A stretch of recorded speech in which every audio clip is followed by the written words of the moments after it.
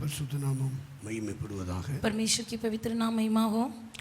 இந்த இரண்டாவது நாள் இந்த பகல் வேளையிலும் इस दूसरे में दिन के सुबह के समय உபவாச நாளிலே उपवास के दिन நாம் சிந்திக்கும்படியாக தெரிந்து கொண்ட வேதவசனம் हम ध्यान करने के लिए लिया गया वचन யோவான் எழுதின சுவிசேஷத்தின் புத்தகம் यूहन्ना लिखित सुसमाचार की पुस्तक 16வது வசனத்தை நாம் வாசிக்கிறோம். 16वां अध्याय 15ஆம் அதிகாரம் 16ஆம் வசனம் 5वां अध्याय 16 वचन से पढ़ेंगे.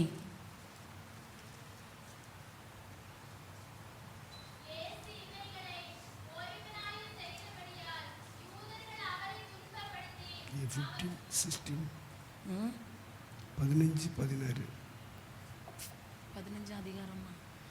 15-16 यूहन्ना 15वां अध्याय 16 वचन.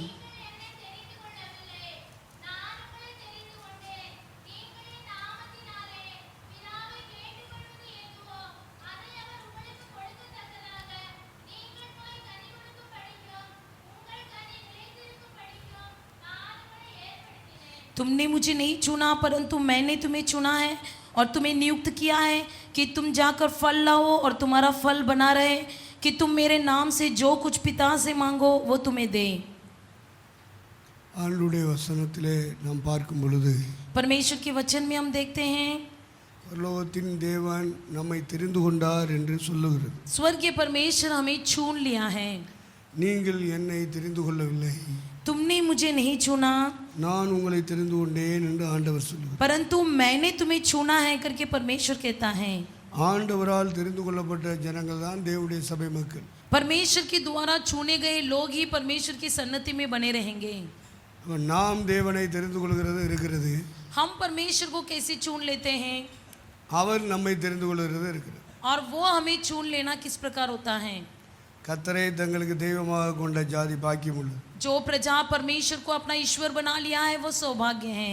அவர் தமக்கு சுதந்திரமாக தெரிந்து கொண்ட ஜனம் பாக்கியம். और उसने जिस प्रजाओं को अपना बना लिया है वो प्रजा भी धन्य है. அப்ப பரலோகத்தின் தேவன் நம்மை தெரிந்து கொள்கிறார். स्वर्ग के परमेश्वर हमें चुन लेता है. நாம் அவரை தேர்ந்தெடுத்தாலும் और भले हम उसे चुन लें, அவர் நம்மை தேர்ந்தெடுக்கிறார் என்பதை இந்த வசனம் சொல்லுகிறது. वो हमें चुन लेता है. इसे इस वचन के द्वारा हम जानते हैं. நீங்கள் என்னை தெரிந்து கொள்ளவில்லை, तुमने मुझको नहीं चुना நான் उங்களை தெரிந்து கொண்டேன், परंतु मैंने तुम्हें चुना है. அப்படியானால் நாம் பிறப்பதற்கு முன்னமே தேவன் நம்மை முன்குறித்து விட்டார். इसका मतलब हमारे जन्म होने से पहले ही परमेश्वर ने हमें नियुक्त कर दिया है. ஆண்டவர் முன்குறித்தவர்களை அழைக்கிறார், नियुक्त किए हुओं को परमेश्वर बुलाता भी है, அழைக்கிறவர்களை நீதிமான்களாக்குகிறார், बुलाने वालों को धर्मी बनाता है, நீதிமான்களாக்கினவரை மகிமைப்படுத்துகிறார், धर्मी बनाने वालों को महिमा में करता है.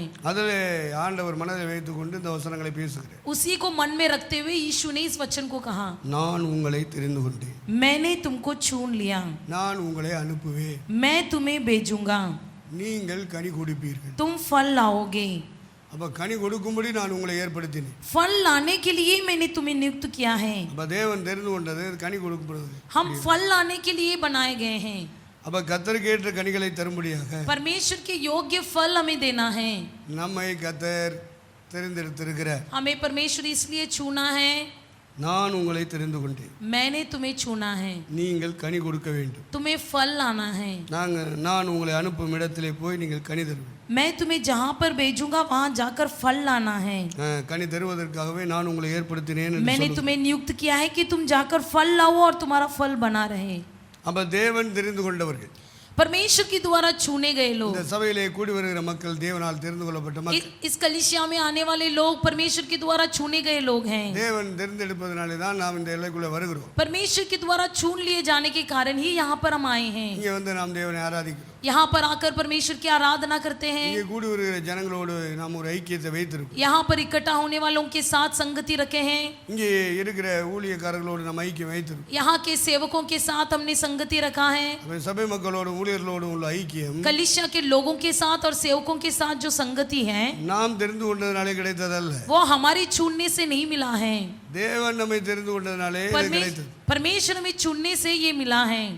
அப்போ தேவன் தெரிந்து கொண்ட சபை, परमेश्वर ने चुन लिया हुआ कलीसिया, தேவனே தேர்ந்தெடுத்து நம்மை ஒரு கூட்டத்திலே கொண்டு வந்து சேர்க்கிறார். परमेश्वर ही हमें चुनकर एक मंडली में लाकर रखा है, அதுக்காகவே ரட்சிக்கிறார். इसलिए हमें उद्धार भी करता है।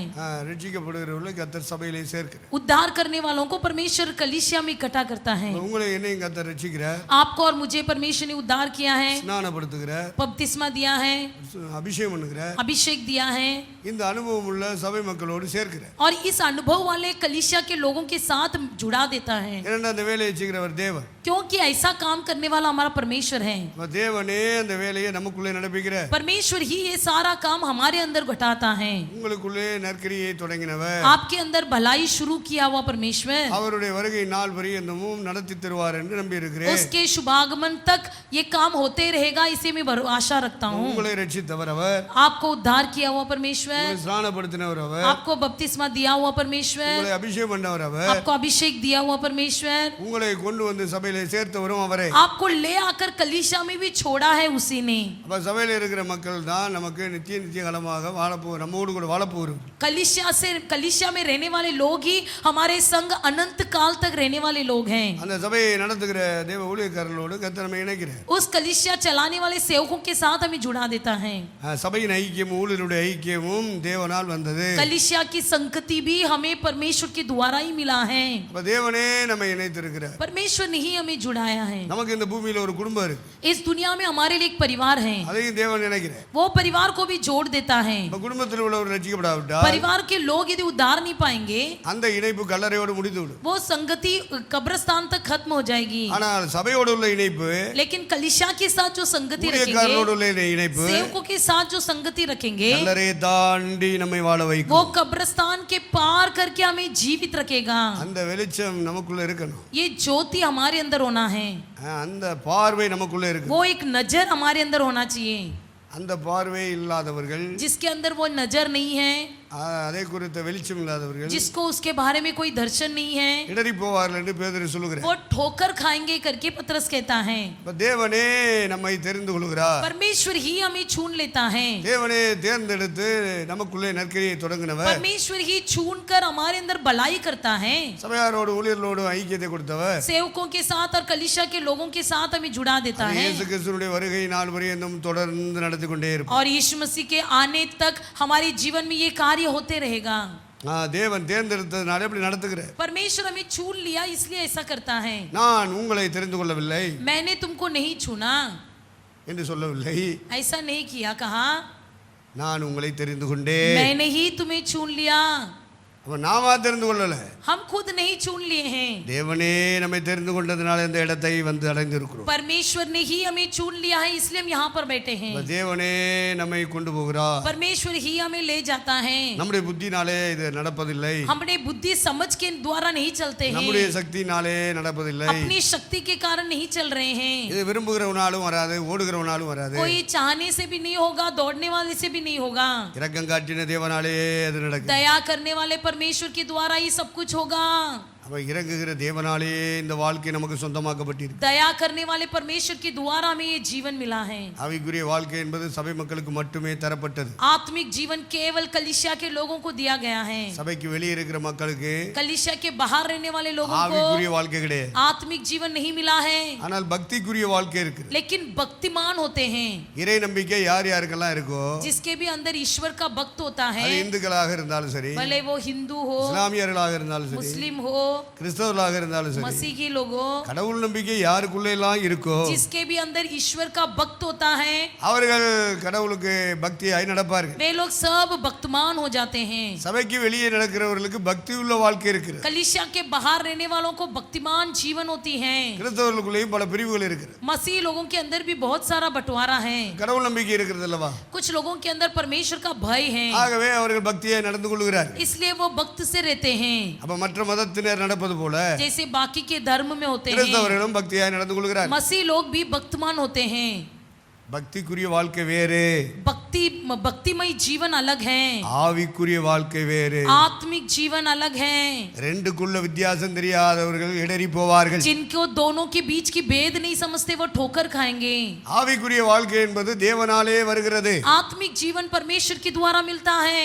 பக்திக்குரிய வாழ்க்கை நாம் கடவுளுக்கு செய்கிறது. भक्तिमय जीवन हम परमेश्वर के लिए भक्तमय होते हैं. ஆவிக்குரிய வாழ்க்கையை தொடங்க வேண்டுமானால் அவன் ரட்சிக்கப்பட்டிருக்கணும். यदि आत्मिक जीवन शुरू करना है तो उद्धार पाना अवश्य है, ஸ்நானம் எடுத்திருக்க, बपतिस्मा लेना अवश्य है, அபிஷேகத்தினால் நிரப்பப்பட்டிருக்க, अभिषेक से भरा रहना अवश्य है. அப்படிப்பட்டவர்களை கர்த்தர் சபையில கொண்டு வந்து சேர்த்துருவார். ऐसे लोगों को परमेश्वर कलीसिया में ले आता है. அனாதையா திரிய விட மாட்டார். अनाथ भटकने नहीं देगा. அந்த சபையிலே தெய்வ மக்கள் இருக்கிறார்கள். कलीसिया में परमेश्वर के लोग होते हैं. அந்த சபையிலே நடத்தக்கூடிய ஊழியர்கள் இருக்கிறார்கள். इस कलीसिया को चलाने वाले सेवक होते हैं. அவர்களோடு கர்த்தர் இணைத்து விடுவார். उनके द्वारा परमेश्वर आपको जोड़ देता है. சாகிற வரைக்கும் கர்த்தர் அவங்களோட இணைச்சிடுவார். मरने तक आपको उसी की संगति में रहना है. செத்த பிறகு அந்த வாழ்க்கையை தொடர வைப்பார். मरने के बाद भी वो जीवन जारी रहना है. ஆவிக்குரிய வாழ்க்கை, आत्मिक जीवन यही है. இது பக்திக்குரிய வாழ்க்கை மட்டுமல்ல, ये केवल भक्तिमय जीवन नहीं, ஆவிக்குரிய வாழ்க்கையை உடையவர்கள் சபை மக்கள். आत्मिक जीवन के होते हैं कलीसिया के लोग. அப்ப சபைக்கு வெளியே இருக்கிறவங்களுக்கு அந்த வாழ்க்கை இல்ல. कलीसिया के बाहर रहने वालों को वो जीवन नहीं है. வெறும் பக்திக்குரிய வாழ்க்கை தான். केवल भक्तिमय जीवन बिताते हैं. அவங்களுக்கு எல்லாம் பரலோகம் கிடையாது. उनको स्वर्ग नहीं मिलेगा. இந்த உலகத்துல கடவுள் பக்தி உள்ளவங்கள வாழ்றதுனால जिनको इस दुनिया में ईश्वर का भक्त होता है, இந்த உலகத்துக்குரிய ஆசீர்வாதங்களை கொடுப்பார். उनको इस दुनिया का आशीर्वाद मिलेगा. மற்ற மத மக்களுக்கு, பக்தி உள்ள மக்களுக்கு என்ன கிடைக்குதோ बाकी के लोगों को जो मिलता है அதே ஆசீர்வாதத்தை கிறிஸ்தவர்களுக்கும் தருவார். वही आशीर्वाद मसीह लोगों को भी मिलता है. ஆனா ஆவிக்குரியவர்கள் அப்படி அல்ல. लेकिन आत्मिक लोग वैसा नहीं होते हैं. தேவனே மனிதனுடைய ஆத்துமாவுக்குள்ள இறங்கி வருகிறார். परमेश्वर ही मनुष्य की प्राण में उतर आता है. அவன் ரட்சிக்கப்படுகிறார். वो उद्धार पाता है. அக்கிரமங்களிலும் பாவங்களிலும் மரித்து போயிருக்கிற ஆத்துமாவை ஆவியானவர் கிறிஸ்துவின் ஆவி வந்து உயிர்ப்பிக்கிறார். अपराध और पापों में मरे हुए प्राण को मसीह का जीवन आकर उत्पन्न करता है. அப்பொழுதுதான் அவன் அப்பா பிதாவே என்று கூப்பிடுகிறான். तभी ही ये पिता परमेश्वर कर पुकारते हैं. குமாரனுடைய ஆவியை அவர்கள் ஆத்துமாவுக்குள்ளே அனுப்புகிறார். पुत्र की आत्मा उनकी प्राण में उंडेल देता है. அந்த குமாரனுடைய ஆவி அவன் ஆன்மாவுக்குள்ளே நுழைந்த உடனே उस पुत्र की आत्मा प्राण में प्रवेश होते ही அவன் உயிரடைகிறான். वो जीवन पाता है. அவன் அப்பா பிதாவேன்னு கூப்பிட ஆரம்பிக்கிறான். वो हे अब्बा पिता कहकर पुकारने लगता है. பக்தி உள்ளவர்கள் அப்படி எல்லாம் கூப்பிட மாட்டாங்க. लेकिन भक्ति में लोग ऐसे नहीं होते हैं. ஆண்டவரே, हे परमेश्वर, கர்த்தாவே, हे यहोवा, கடவுளே, हे भगवान, இறைவா, हे ईश्वर, இப்படிலாம் கூப்பிடுவாங்க பாருங்க. ऐसे ही कहकर पुकारते रहेंगे. ஆனா கிறிஸ்துவின் ஆவி, உயிர்த்தெழுந்த ஆவி எவனுக்குள்ள வந்திருக்கிறதோ, लेकिन जिसके अंदर मसीह का पुनरुत्थान की आत्मा उतर आया है, அவன் எப்போ ஆண்டவரை கூப்பிட்டாலும் அப்பா பிதாவேன்னு கூப்பிடுவான். वो जब भी देखकर परमेश्वर को पुकारेगा, हे अब्बा पिता कहकर पुकारेगा. அப்படி கூப்பிடுகிற ஆவி அவனுக்குள்ளே வந்திருக்கு. क्योंकि उसके अंदर ऐसी पुकारने वाली आत्मा उतर आई है. கலாத்தியர் 4ஆம் அதிகாரத்திலே அதை நான் வாசிக்க முடியும். गलतियों की 4 अध्याय में हम उसे पढ़ते हैं. 5ஆம் வசனத்தை நான் வாசிப்போம். 4 अध्याय के 5वें वचन में हम उसे पढ़ते हैं.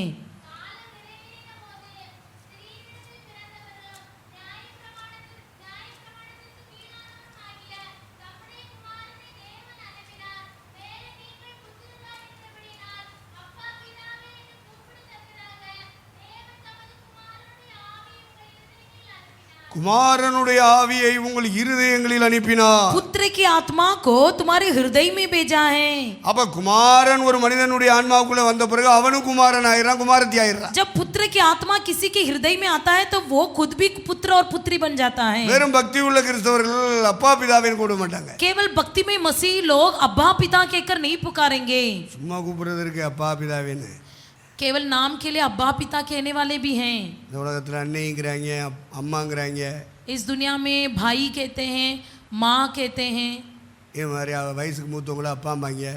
बड़े उम्र में जो बड़े हैं उनको बड़े आदर में से कहते हैं. கத்தோலிக்க போதகர்கள் எல்லாம் ஃபாதர் அப்படின்றாங்க. और जो कैथलिक फादर को फादर कहते हैं. அவன் இங்கிலீஷ்ல கூப்பிட்டாலும் சரி, தமிழ்ல கூப்பிட்டாலும் சரி, भले वो इंग्लिश में बोले या हिंदी में बोले. அவரெல்லாம் பெற்ற தகப்பனாக முடியுமா? क्या वो सब आपको जन्माए हुए पिता तो नहीं बन सकते? ஆகவே பெற்ற தாய் தகப்பன் வேறு உண்டு. इसलिए जन्माए हुए माता पिता अलग हैं. ஆகவே கூப்பிடுறது அப்பா பிதான்னு சும்மா வாய்னால கூப்பிடுறவங்க केवल அப்பாவே ஆக மாட்டார். केवल माँ से मुंह से माँ पिता कर कर पुकारने से सब कोई माँ और पिता नहीं बन जाते हैं. பிறக்கணும் பிறக்கணும் மறுபடி பிறக்கணும். इसलिए पुनः जन्म लेना है. குமாரனுடைய ஆவியை பரலோகம் அவனுடைய ஆன்மாவுக்குள் அனுப்பணும். पुत्र की आत्मा को स्वर्ग आपके हृदय में भेजना है. குமாரனுடைய ஆவியை அவர்கள் இருதயங்களில் அனுப்பினார். पुत्र की आत्मा को उनके हृदय में भेज दिया. அப்ப பரலோக தேவகுமாரனுடைய ஆவி ஒரு மனிதனுடைய ஆன்மாவுக்குள் பிரவேசிக்கும் பொழுது स्वर्ग के परमेश्वर के पुत्र की आत्मा जब किसी के प्राण में प्रवेश होता है, அவனுடைய ஆன்மா பிறக்கிறது. उनका प्राण में जन्म होता है. அதைத்தான் இயேசு குறிப்பிட்டார், மறுபிறப்பு. उसे यीशु ने कहा पुनः जन्म.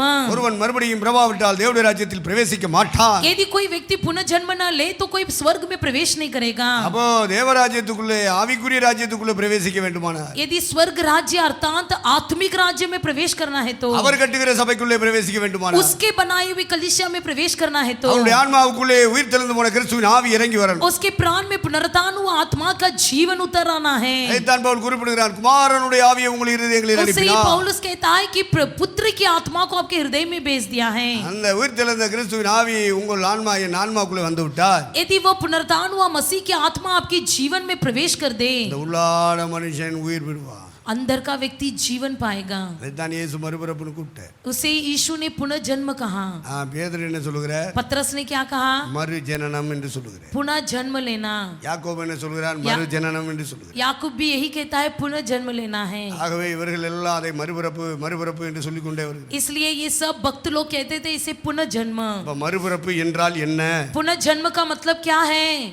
பக்தியின் வழியில் நடப்பதல்ல, भक्तमय जीवन बिताना नहीं. உயிர் தெழுந்த கிறிஸ்துவின் ஆவி உள்ளே வருவது. पुनरुत्थान हुआ मसीह का आत्मा जीवन में பக்தி உள்ள प्रवेश होना. கிறிஸ்தவர்கள் வேறு. भक्तमय मसीह लोग अलग होते हैं. அவன் செத்தா பரலோகத்துக்கு வரமாட்டான் அந்த கிறிஸ்தவன். वो मरने के बाद तो स्वर्ग में नहीं आएगा. ஆன்மாவிலே கிறிஸ்துவின் ஆவியை உடையவன் தான் மறுபடி பிறந்தவன். जिनकी प्राण में मसीह की आत्मा है वही पुनः जन्म लिया है. அவன் தான் செத்தா பரலோகத்துக்கு வருவான். वही मरने के बाद स्वर्ग जाएगा. ஆகவே நீங்க பக்திக்கும் ஆவிய கிறிஸ்துவின் ஆவிக்கும் உள்ள வித்தியாசத்தை கவனிக்க வேண்டும். इसलिए आप लोग भक्तमय लोगों के बीच में और मसीही आत्मा पाए हुए लोगों के बीच की भेद समझना है. நான் இந்து குடும்பத்துல பிறந்தவன். मैं हिंदू परिवार का हूँ. நான் இந்து தெய்வங்கள் மேல ரொம்ப பற்றுதல் உடையவன். मैं हिंदू के देवताओं पर बहुत ही भक्तमान होता था. சாமிகளுக்கு பூஜை எல்லாம் செய்தவன். मैं पूजा सब करता था. எப்படி கிறிஸ்தவனா மாறின? कैसा मैं मसीह व्यक्ति बना? கிறிஸ்துவின் ஆவி ஒரு நாள் எனக்குள்ளே இறங்கி வந்தார். एक दिन मसीह की आत्मा मेरे अंदर उतर आया. அவர் என் ஆன்மாவுக்குள்ளே ஜீவனாய் மாறினார். वो मेरी प्राण में जीवन बन गया. அன்றிலிருந்து இன்று வரை கிறிஸ்தவனா இருக்கு. उस दिन से आज तक मैं मसीह व्यक्ति हूँ. என்னோடு படித்த மாணவர்கள் மத்தியிலே நான் கிறிஸ்தவனாய் மாறியது சாட்சி.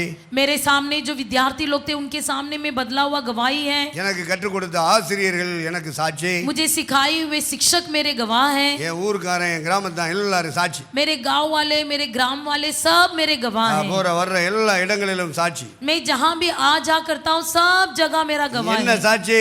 क्या गवाह है? இந்து பக்திமானாய் இருந்தவன் கிறிஸ்தவனாய் மாறிவிட்டான். जो हिंदू था भक्तमान था अब मसीह व्यक्ति बन गया. கிறிஸ்தவனாய் மாறினது மட்டுமல்ல, கிறிஸ்துவுக்கு தொண்டு செய்கிறவனாய் மாறிவிட்டான். केवल मसीह व्यक्ति नहीं बल्कि मसीह का सेवा करने वाला सेवक बन गया. அப்படி உயிர்த்தெழுந்த கிறிஸ்துவின் ஆவி நமக்குள்ள வந்து விட்டால், यदि पुनरुत्थान की आत्मा हमारे अंदर आ जाए, அவன் தான் மெய்யான கிறிஸ்தவன்.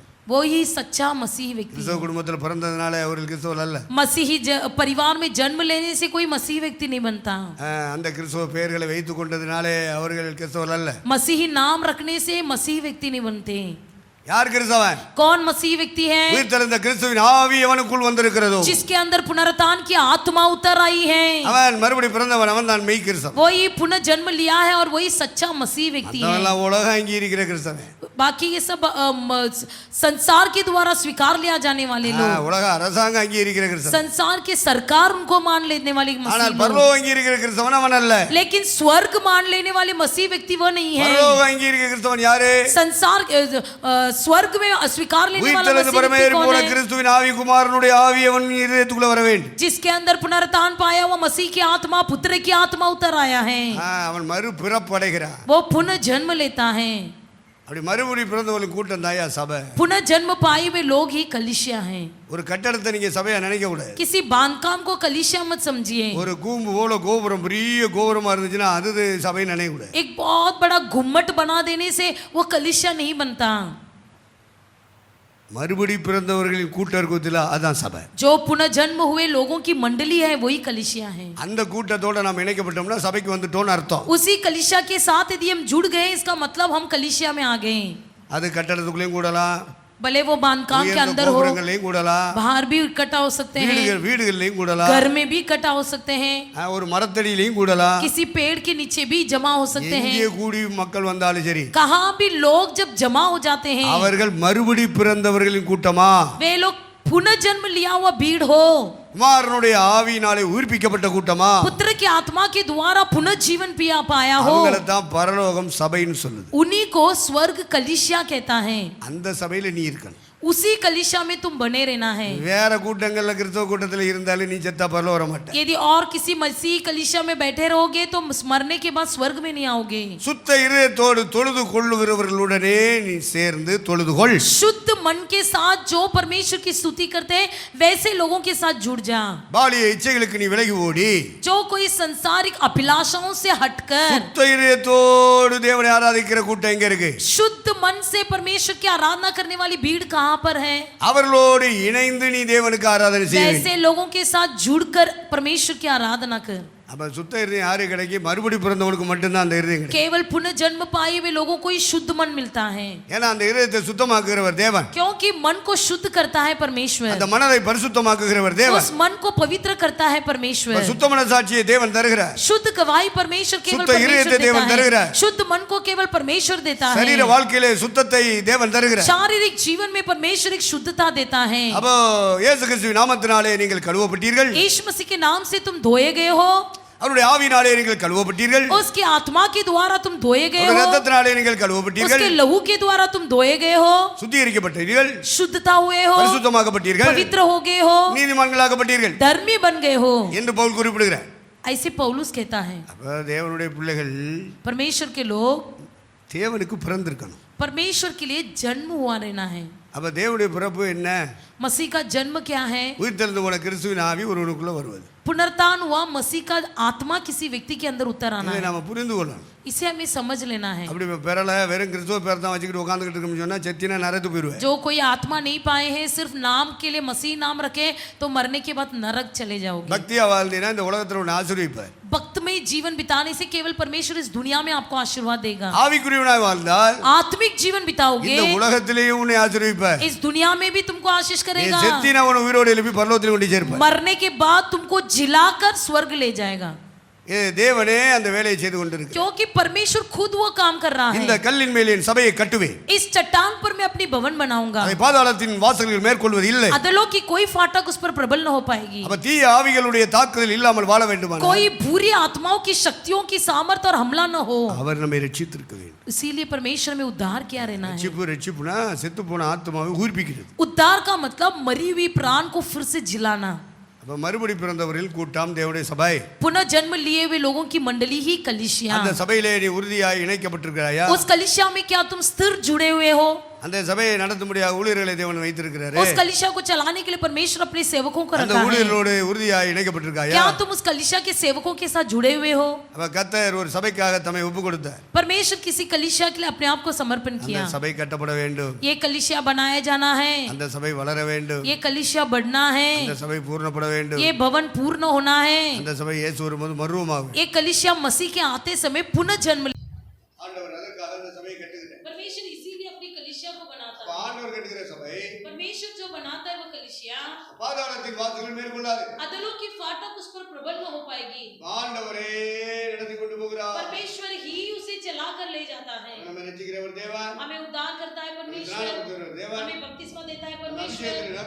हमें अभिषेक से भर देता है परमेश्वर. சபைக்குள்ளே கொண்டு வருகிறவர் தேவன். कलीसिया में ले आता है परमेश्वर. சபைகளோடு ஐக்கியப்படுத்துகிறவர் தேவன். कलीसिया के लोगों के साथ संगति करता है ஊழியக்காரர்களோடு परमेश्वर. ஐக்கியப்படுத்துகிறவர் தேவன். सेवकों के साथ जुड़ा देता है परमेश्वर.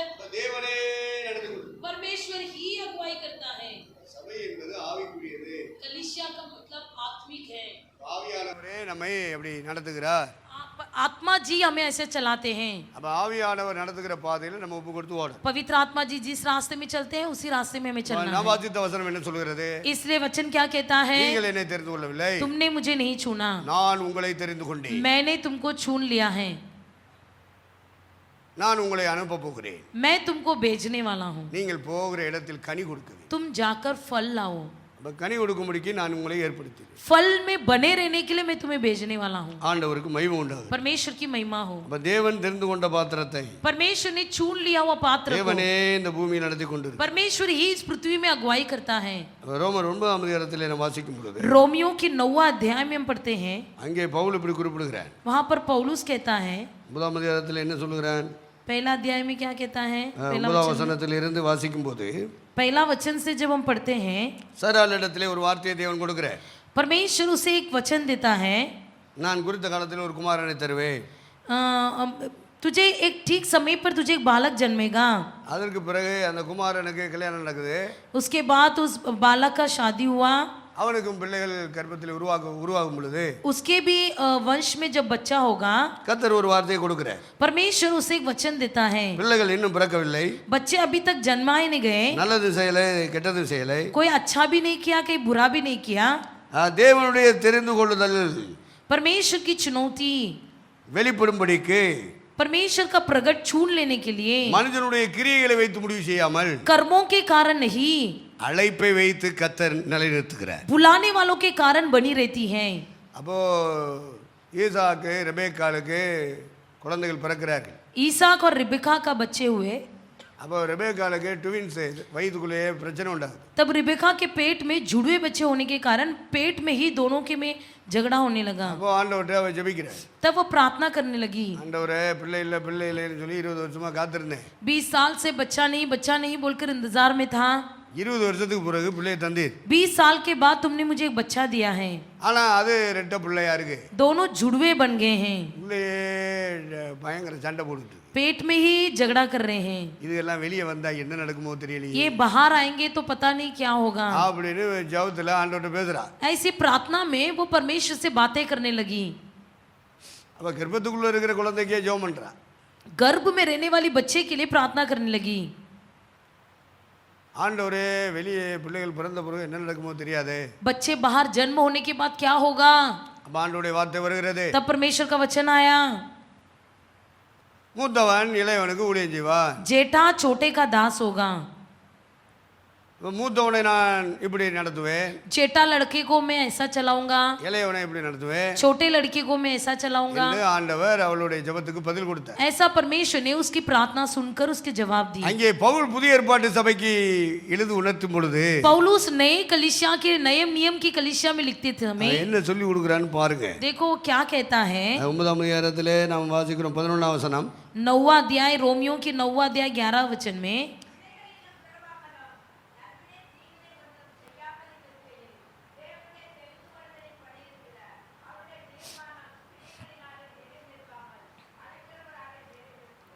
अभी तक न तो बालक जन्मे थे और न उन्होंने कुछ भला या बुरा किया था, इसलिए कि परमेश्वर की मनसा जो उसके छून लेने के अनुसार है, कर्मों के कारण नहीं परंतु बुलाने वाले के कारण है, बनी रहे.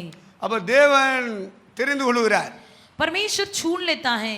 பிள்ளைகள் பிறக்கவே இல்லை, बच्चे अभी तक जन्मे नहीं, நல்லதும் செய்யல கெட்டதும் செய்யல. कोई भला भी नहीं किया, बुरा भी नहीं किया. அப்ப தேவனுடைய தெரிந்து கொள்ளுதலின்படி இருக்கிற அவருடைய தீர்மானம், परमेश्वर की चुनौती के अनुसार किया जाने वाली उसकी निर्णय. அப்ப பரலோகத்தில் இருக்கிற தேவன் ஒரு மனிதனை குறித்து ஒரு தீர்மானம் எடுக்கிறார். स्वर्ग के परमेश्वर किसी इस दुनिया के व्यक्ति के विषय एक निर्णय लेता है. அந்த தீர்மானத்தை நிறைவேற்றும்படி அவனை இந்த பூமியில அழைக்கிறார். उस निर्णय को पूरा करने के लिए इस धरती में बुलाता है. அவன் தான் தேவனால் தெரிந்து கொள்ளப்பட்டவன். वही व्यक्ति परमेश्वर के द्वारा छून लिया गया அப்ப தேவன் தெரிந்து கொள்ளுகிற ஒரு மனிதன், जो व्यक्ति परमेश्वर के द्वारा छून लिया जाता தேவன் है, தெரிந்து கொள்ளுகிற ஒரு மனுஷி, परमेश्वर के द्वारा छून लिया गया हुआ एक स्त्री, அவர்கள் தேவனால் நடத்தப்படுவார்கள். वे परमेश्वर के द्वारा अगुवाई किए जाते हैं. அவ பிறக்கிறதுக்கு முன்னாடியே தேவன் நம்மை தெரிந்து கொண்டார். जन्म होने से पहले ही परमेश्वर ने हमको छून लिया है. ஆகவே தேவன் தெரிந்து கொண்டார்னா ஒரு தீர்மானத்தோட தான் தேவன் தெரிந்து கொள்கிறார். इसलिए छून लेता है किसी निर्णय के साथ. ஆகவே ஏற்ற காலத்திலே நமக்கு தேவன் என்ன செய்கிறார், அழைக்கிறார். इसलिए ठीक समय पर परमेश्वर हमको बुला भी लेता है. நம்மை கொண்டு வந்து இந்த சபையில இணைக்கிறார். हमको परमेश्वर अपनी कलीसिया में जुड़ा देता है. நம்மை கொண்டு என்ன செய்ய வேண்டும், हमारे द्वारा परमेश्वर क्या करना चाहता இந்த है, பூமியில எதை நிறைவேற்ற வேண்டும், इस पृथ्वी में जो पूरा करना चाहता है, அதுதானே அவருடைய தீர்மானம். वही तो उसकी मकसद है. அந்த தீர்மானத்தை நிறைவேற்றும்படி उसी मकसद को पूरा करने के लिए ஆண்டவர் இந்த பூமியிலே நம்மை தெரிந்து கொண்டார். परमेश्वर इस पृथ्वी में हमें छून लिया है. ஆபிரகாமை தேர்ந்தெடுத்தார், अब्राहम को छून लिया, ஈசாக்கை தேர்ந்தெடுத்தார், ईसा को छून लिया, யாக்கோபை தேர்ந்தெடுத்தார். याकूब को छून लिया। இப்படி ஒவ்வொருவனாய் தேர்ந்தெடுத்து நடத்துகிறார். ऐसे एक एक को छून छून कर परमेश्वर ने चलाया। அப்போ இந்த ஏரியாவிலே கர்த்தர் நம்மை தெரிந்து கொள்கிறார். इस एरिया में परमेश्वर ने हमको भी छून लिया है। அப்போ இந்த சபையிலே கூடி வருகிற கூட்டம் தேவனால் தெரிந்து கொள்ளப்பட்ட इस கூட்டம். कलीसिया में इकट्ठा होने वाले लोग परमेश्वर के द्वारा चुने गए लोग हैं। தேவனே நம்மை தெரிந்து கொண்டார். परमेश्वर ने ही हमें छून लिया है। அவருடைய தீர்மானம் நிறைவேற்றப்பட வேண்டும். उसका मकसद हमारे जीवन में पूरा होना அவர் है। மனசுல என்ன இருக்கு என்பதை அடிக்கடி நம்ம கேட்டுக்கொண்டே இருக்கணும். हमेशा परमेश्वर के मन में हमारे लिए क्या है इसे पूछते रहना है। நம்முடைய தீர்மானத்தை அவர் நிறைவேற்ற கூடாது. हमारा निर्णय परमेश्वर को नहीं दिखाना है। இந்த பக்தி உள்ள கிறிஸ்தவன் பூரா அப்படிதான் ஜெபம் பண்ணுவான். ये भक्तमय मसीह लोग ऐसे ही कहते हैं। ஆனா ஆவிக்குரிய கிறிஸ்தவன் எப்படி ஜெபம் பண்ணுவான்? लेकिन आत्मिक जीवन व्यक्ति क्या ஆண்டவரே कहेगा? என்னை குறித்து என்ன சித்தமா இருக்கிறீர்? हे प्रभु मेरे प्रति आप क्या इच्छा रखे हो? ஆண்டவரே உம்முடைய சித்தம் என்ன? हे परमेश्वर मेरे प्रति आपकी इच्छा क्या है? அவருடைய சித்தத்தை அறிகிற அறிவினாலே அவன் நிரப்பப்பட்டு கொண்டே இருப்பான். उसकी इच्छा पूरा करने से वो भरे रहता है। அப்ப நீங்களும் நானும் தேவனுடைய தீர்மானம் என்னன்னு தான் கேட்கணுமே அல்லாமல் आप और मैं केवल ये पूछना है कि परमेश्वर आपकी इच्छा क्या है, நம்ம தீர்மானங்களை நிறைவேற்ற முடியாது அவரை போட்டு வளைச்சிக்கிட்டு இருக்கக்கூடாது. बल्कि अपना इच्छा पूरा करने के लिए उसको नहीं मोड़ना है। உலகத்தில் உள்ள அத்தனை கடவுள் நம்பிக்கை உள்ளவனும் கடவுளை வளைச்சிக்கிட்டே இருப்பான். इस जितना भी इस दुनिया में ईश्वर भक्त लोग हैं सब ईश्वर को मोड़ते रहते हैं। திருட போற திருடனும் சாமிகிட்ட போய் சாமி கும்பிடுறான்.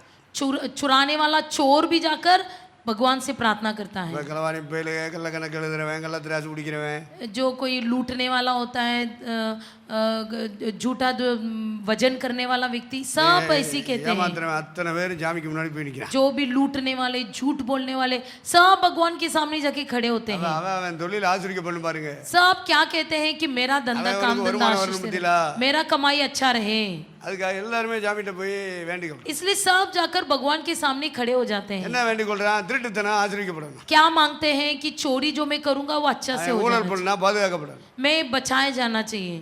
அவன் திருடுவான், அந்த திருட்டுக்கு கடவுள் அவனுக்கு ஒத்து போகும். मैं चोरी करूंगा मुझे बचा ले, இதுதான் சாமி கும்பிட வரான். इसीलिए भगवान को जाके पूजा करते हैं। அப்ப இவனுக்கு தீர்மானத்தை நிறைவேற்ற முடியாது சாமியை கும்பிடுறான்.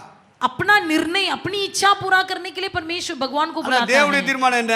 लेकिन परमेश्वर की इच्छा क्या है? அவருடைய தீர்மானத்தை நிறைவேற்றும்படி நம்மை அழைத்திருக்கிறார். उसकी इच्छा पूरा करने के लिए परमेश्वर ने हमको बुलाया है। அதுல ஒண்ணு நம்மள மனம் திரும்பணும். उनमें से एक इच्छा ये है कि हम மனம் मन फिराना है। திரும்புங்கள். मन फिराओ, பரலோக ராஜ்யம் சமீபமா இருக்கிறது. स्वर्ग राज्य निकट है। ஆக பரலோகத்துக்குள்ள போவதற்காக இந்த பூமியிலே மனம் திரும்பின வாழ்க்கைக்குள்ள வரணும். स्वर्ग में जाने के लिए हमें इस दुनिया में मन फिराना आवश्यक நம்ம है। கடவுளை வளைக்க கூடாது. हम अपने आप परमेश्वर को मोड़ते नहीं रहना है। நம்முடைய ஜெபம், நம்முடைய வேண்டுதல், நம்முடைய விண்ணப்பம் அவரை வளைக்க கூடியதா இருக்க கூடாது. हमारी प्रार्थना, हमारी विनती, हमारा निवेदन परमेश्वर को मोड़ते नहीं रहना है। அவருடைய தீர்மானம் என்ன? उसकी इच्छा क्या है, அவருடைய விருப்பம் என்ன? उसकी आशा அவருடைய क्या ஆசை என்ன? है, उसकी आशा क्या है, அவருடைய தீர்மானத்தை நிறைவேற்றும்படிக்கு उसकी निर्णय पूरा करने के लिए இந்த பூமியிலே சிலரை தெரிந்து கொள்கிறார். इस पृथ्वी में परमेश्वर किसी को छून लेता है। அப்படி தெரிந்து கொண்ட கூட்டத்தை தான் ரட்சிக்கிறார். छून लिए हुए भीड़ों को परमेश्वर उद्धार करता है, ஸ்நானத்துக்குள்ள நடத்துகிறார். बपतिस्मा की सत्य में अभिषेक चलाता நடத்துகிற. है, अभिषेक में चलाता அப்ப है। நீங்களும் நானும் आप और मैं தேவனுடைய தெரிந்து கொள்ளுதல் எதற்கு என்று புரிந்து கொள்ளணும். परमेश्वर की चुनौती किस लिए इसे समझ लेना है। பூமியில எதுக்காக தேவன் தந்திருந்தார்? इस दुनिया में परमेश्वर ने मुझे क्यों चुन लिया? அவருடைய தீர்மானத்தை நிறைவேற்றுவது. उसकी इच्छा पूरा करने के लिए। தேவனுடைய தெரிந்து கொள்ளுதல் எதற்கு? परमेश्वर की चुनौती क्यों? அவருடைய தீர்மானத்தை நிறைவேற்றுவதற்கு. उसकी इच्छा पूरा करने के लिए। ஆகவே நம்முடைய கிரியைகளினாலே நிலை நிற்காமல் इसलिए अपने कर्मों के अनुसार नहीं, அழைக்கிறவராலே நிலை நிற்கும்படிக்கு बुलाने वालों के द्वारा बने रहने के लिए மூத்தவன் இளையவனுக்கு ஊழியம் செய்வான் என்று அவளுடனே சொல்லப்பட்டது. जेठा छोटे का दास बनेगा ऐसा कहा गया। அப்படியே யாக்கோபை சிநேகித்து ஏசாவையோ வெறுத்தேன் என்று எழுதியிருக்கிறது. ऐसे भी लिखा गया है कि याकूब से प्रेम किया और एसाव से घृणा किया। ஆக தேவனால் தெரிந்து கொள்ளப்படுகிற கூட்டம் பாக்கியவான்கள். परमेश्वर के द्वारा चुन लिए गए भीड़ धन्य हैं। அவர்கள் ஆவிக்குரியவர்கள். वही लोग आत्मिक लोग हैं, அவர்கள் தேவனோடு இணைந்து வாழக்கூடியவர்கள். वे परमेश्वर के द्वारा जुड़े जाते हैं, அவர்கள் தேவனுக்காகத்தான் வாழ்வார்கள். वे परमेश्वर के लिए ही जीते हैं। மற்ற இறை நம்பிக்கை உள்ளவங்களாம் தங்களுக்காக வாழ்வான். बाकी परमेश्वर के भक्त लोग अपने लिए जिएंगे। அவன் விருப்பம், அவன் ஆசை, அவன் இச்சையை நிறைவேற்றணும் கடவுள். अपनी इच्छा, अपनी अभिलाषा, अपनी आशा पूरा करेंगे। மனம் திரும்பவே மாட்டாங்க. वो कभी मन नहीं फिराएगा। கடவுளை யாருன்னே அவனுக்கு தெரியாது. उसको भगवान का मतलब भी मालूम नहीं होता है। அவங்களுக்கு கும்பிடுறதுக்கு ஒரு சாமி வேணும். सिर्फ पूजा करने के लिए कोई तो चाहिए, அதுக்காக தான் அவங்க கோயிலுக்கு வர்றாங்க. इसके लिए वो मंदिर में आते हैं। தேவனால் பிறந்தவன் मसीह के द्वारा जन्म हुआ குமாரனுடைய ஆவியை व्यक्ति, உடையவன் पुत्र की आत्मा पाया அப்பா हुआ व्यक्ति பிதாவே என்று அவரை அழைத்துக் கொள்கிறவன் अब्बा पिता कहकर पुकारता है। அவன் குமாரனுடைய ஆவியில் அவன் மறுபடி பிறந்தவன் वो पुत्र की आत्मा पाकर पुनर्जन्म लिया है। அப்படி மறுபடி பிறந்தவர்களாலே நிரப்புகிறார் கர்த்தர் சபை ऐसे पुनर्जन्म पाए हुए लोगों के द्वारा ही कलीसिया को परमेश्वर भर देता है। நீ மறுபடி பிறந்திருந்தால் क्या यदि तुम पुनर्जन्म लिए हो, உன்னை ஸ்நானப்படுத்தி இருப்பாரு, आप बपतिस्मा लिए होंगे, ஸ்நானப்படுத்தி இருந்தா உன்னை அபிஷேகம் பண்ணிருப்பாரு, यदि बपतिस्मा लिया होगा तो अभिषेक दिया होगा, உன்னை अभिषेகம் பண்ணி இருந்தா சபைக்குள்ள கொண்டு வந்திருப்பாரு, यदि अभिषेक दिया होगा तो कलीसिया में ले आया होगा, சபையாகிய அந்த குடும்பத்துல இணைச்சிருவாரு, कलीसिया रूपी परिवार में तुम्हें जुड़ा होता। உலக குடும்பம் வந்து சரீரத்தின்படி உள்ளது, इस दुनिया में जो हमारा परिवार है वो शारीरिक परिवार है, சபை என்பது ஆவிக்குரிய குடும்பம், लेकिन कलीसिया जो है वो आत्मिक परिवार है, நித்திய குடும்பம், अनंत काल के लिए बने रहने वाली परिवार। அந்த குடும்பத்துல நீ மறுபடி பிறந்திருந்தா கொண்டு வந்து சேர்த்து उस परिवार में तब जुड़े जाओगे जब तुम पुनर्जन्म लोगे। ஆண்டவர் இயேசு சொன்னார், परमेश्वर यीशु ने कहा, பிரசவம் பண்ணிட்டு இருக்கும்போது உங்க அம்மா தம்பி மாதிரிலாம் வந்துட்டாங்க, தங்கச்சிலாம் வந்துட்டாங்க, जब वो प्रचार कर रहा था तो उसके भाई और उसके माँ आ गए। அப்போ ஒருத்தன் ஓடி வந்து சொன்னா, அந்த உங்க அம்மா உங்க தங்கச்சி தம்பி எல்லாம் வெளியே நிக்கிறாங்க, तब तुरंत किसी ने आकर यीशु से कहा, देखो तुम्हारी माँ भाई पिता बाहर खड़े हैं। தாய் யார், சகோதரன் யார், சௌரி யார்? तब यीशु ने कहा, कौन मेरी माँ है, कौन मेरा भाई है, कौन मेरा पिता है? அதான் குமாரனுடைய ஆவி. वही पुत्र की आत्मा। அப்ப குமாரனுடைய ஆவி ஒருவனுக்குள்ளே வந்து விட்டால், जब किसी के अंदर पुत्र की आत्मा होती है, அவன் ஆவிக்குரிய குடும்பத்துல கொண்டு வந்து சேர்க்கப்படுவான், वो आत्मिक परिवार में जुड़ा जाता है। அப்ப ஏசுனா சொல்றாரு, எனக்கு தாய் யார், சகோதரன் யார், சௌரி யாருன்னு கேட்டுட்டு यीशु मसीह ऐसा पूछने के बाद कि मेरा माँ और मेरा भाई और मेरा पिता कौन है, தன்னுடைய கையை சீசர்களுக்கு நேராக நீட்டுகிறார். अपनी उंगली अपनी हाथ छेलों की ओर बढ़ाता है।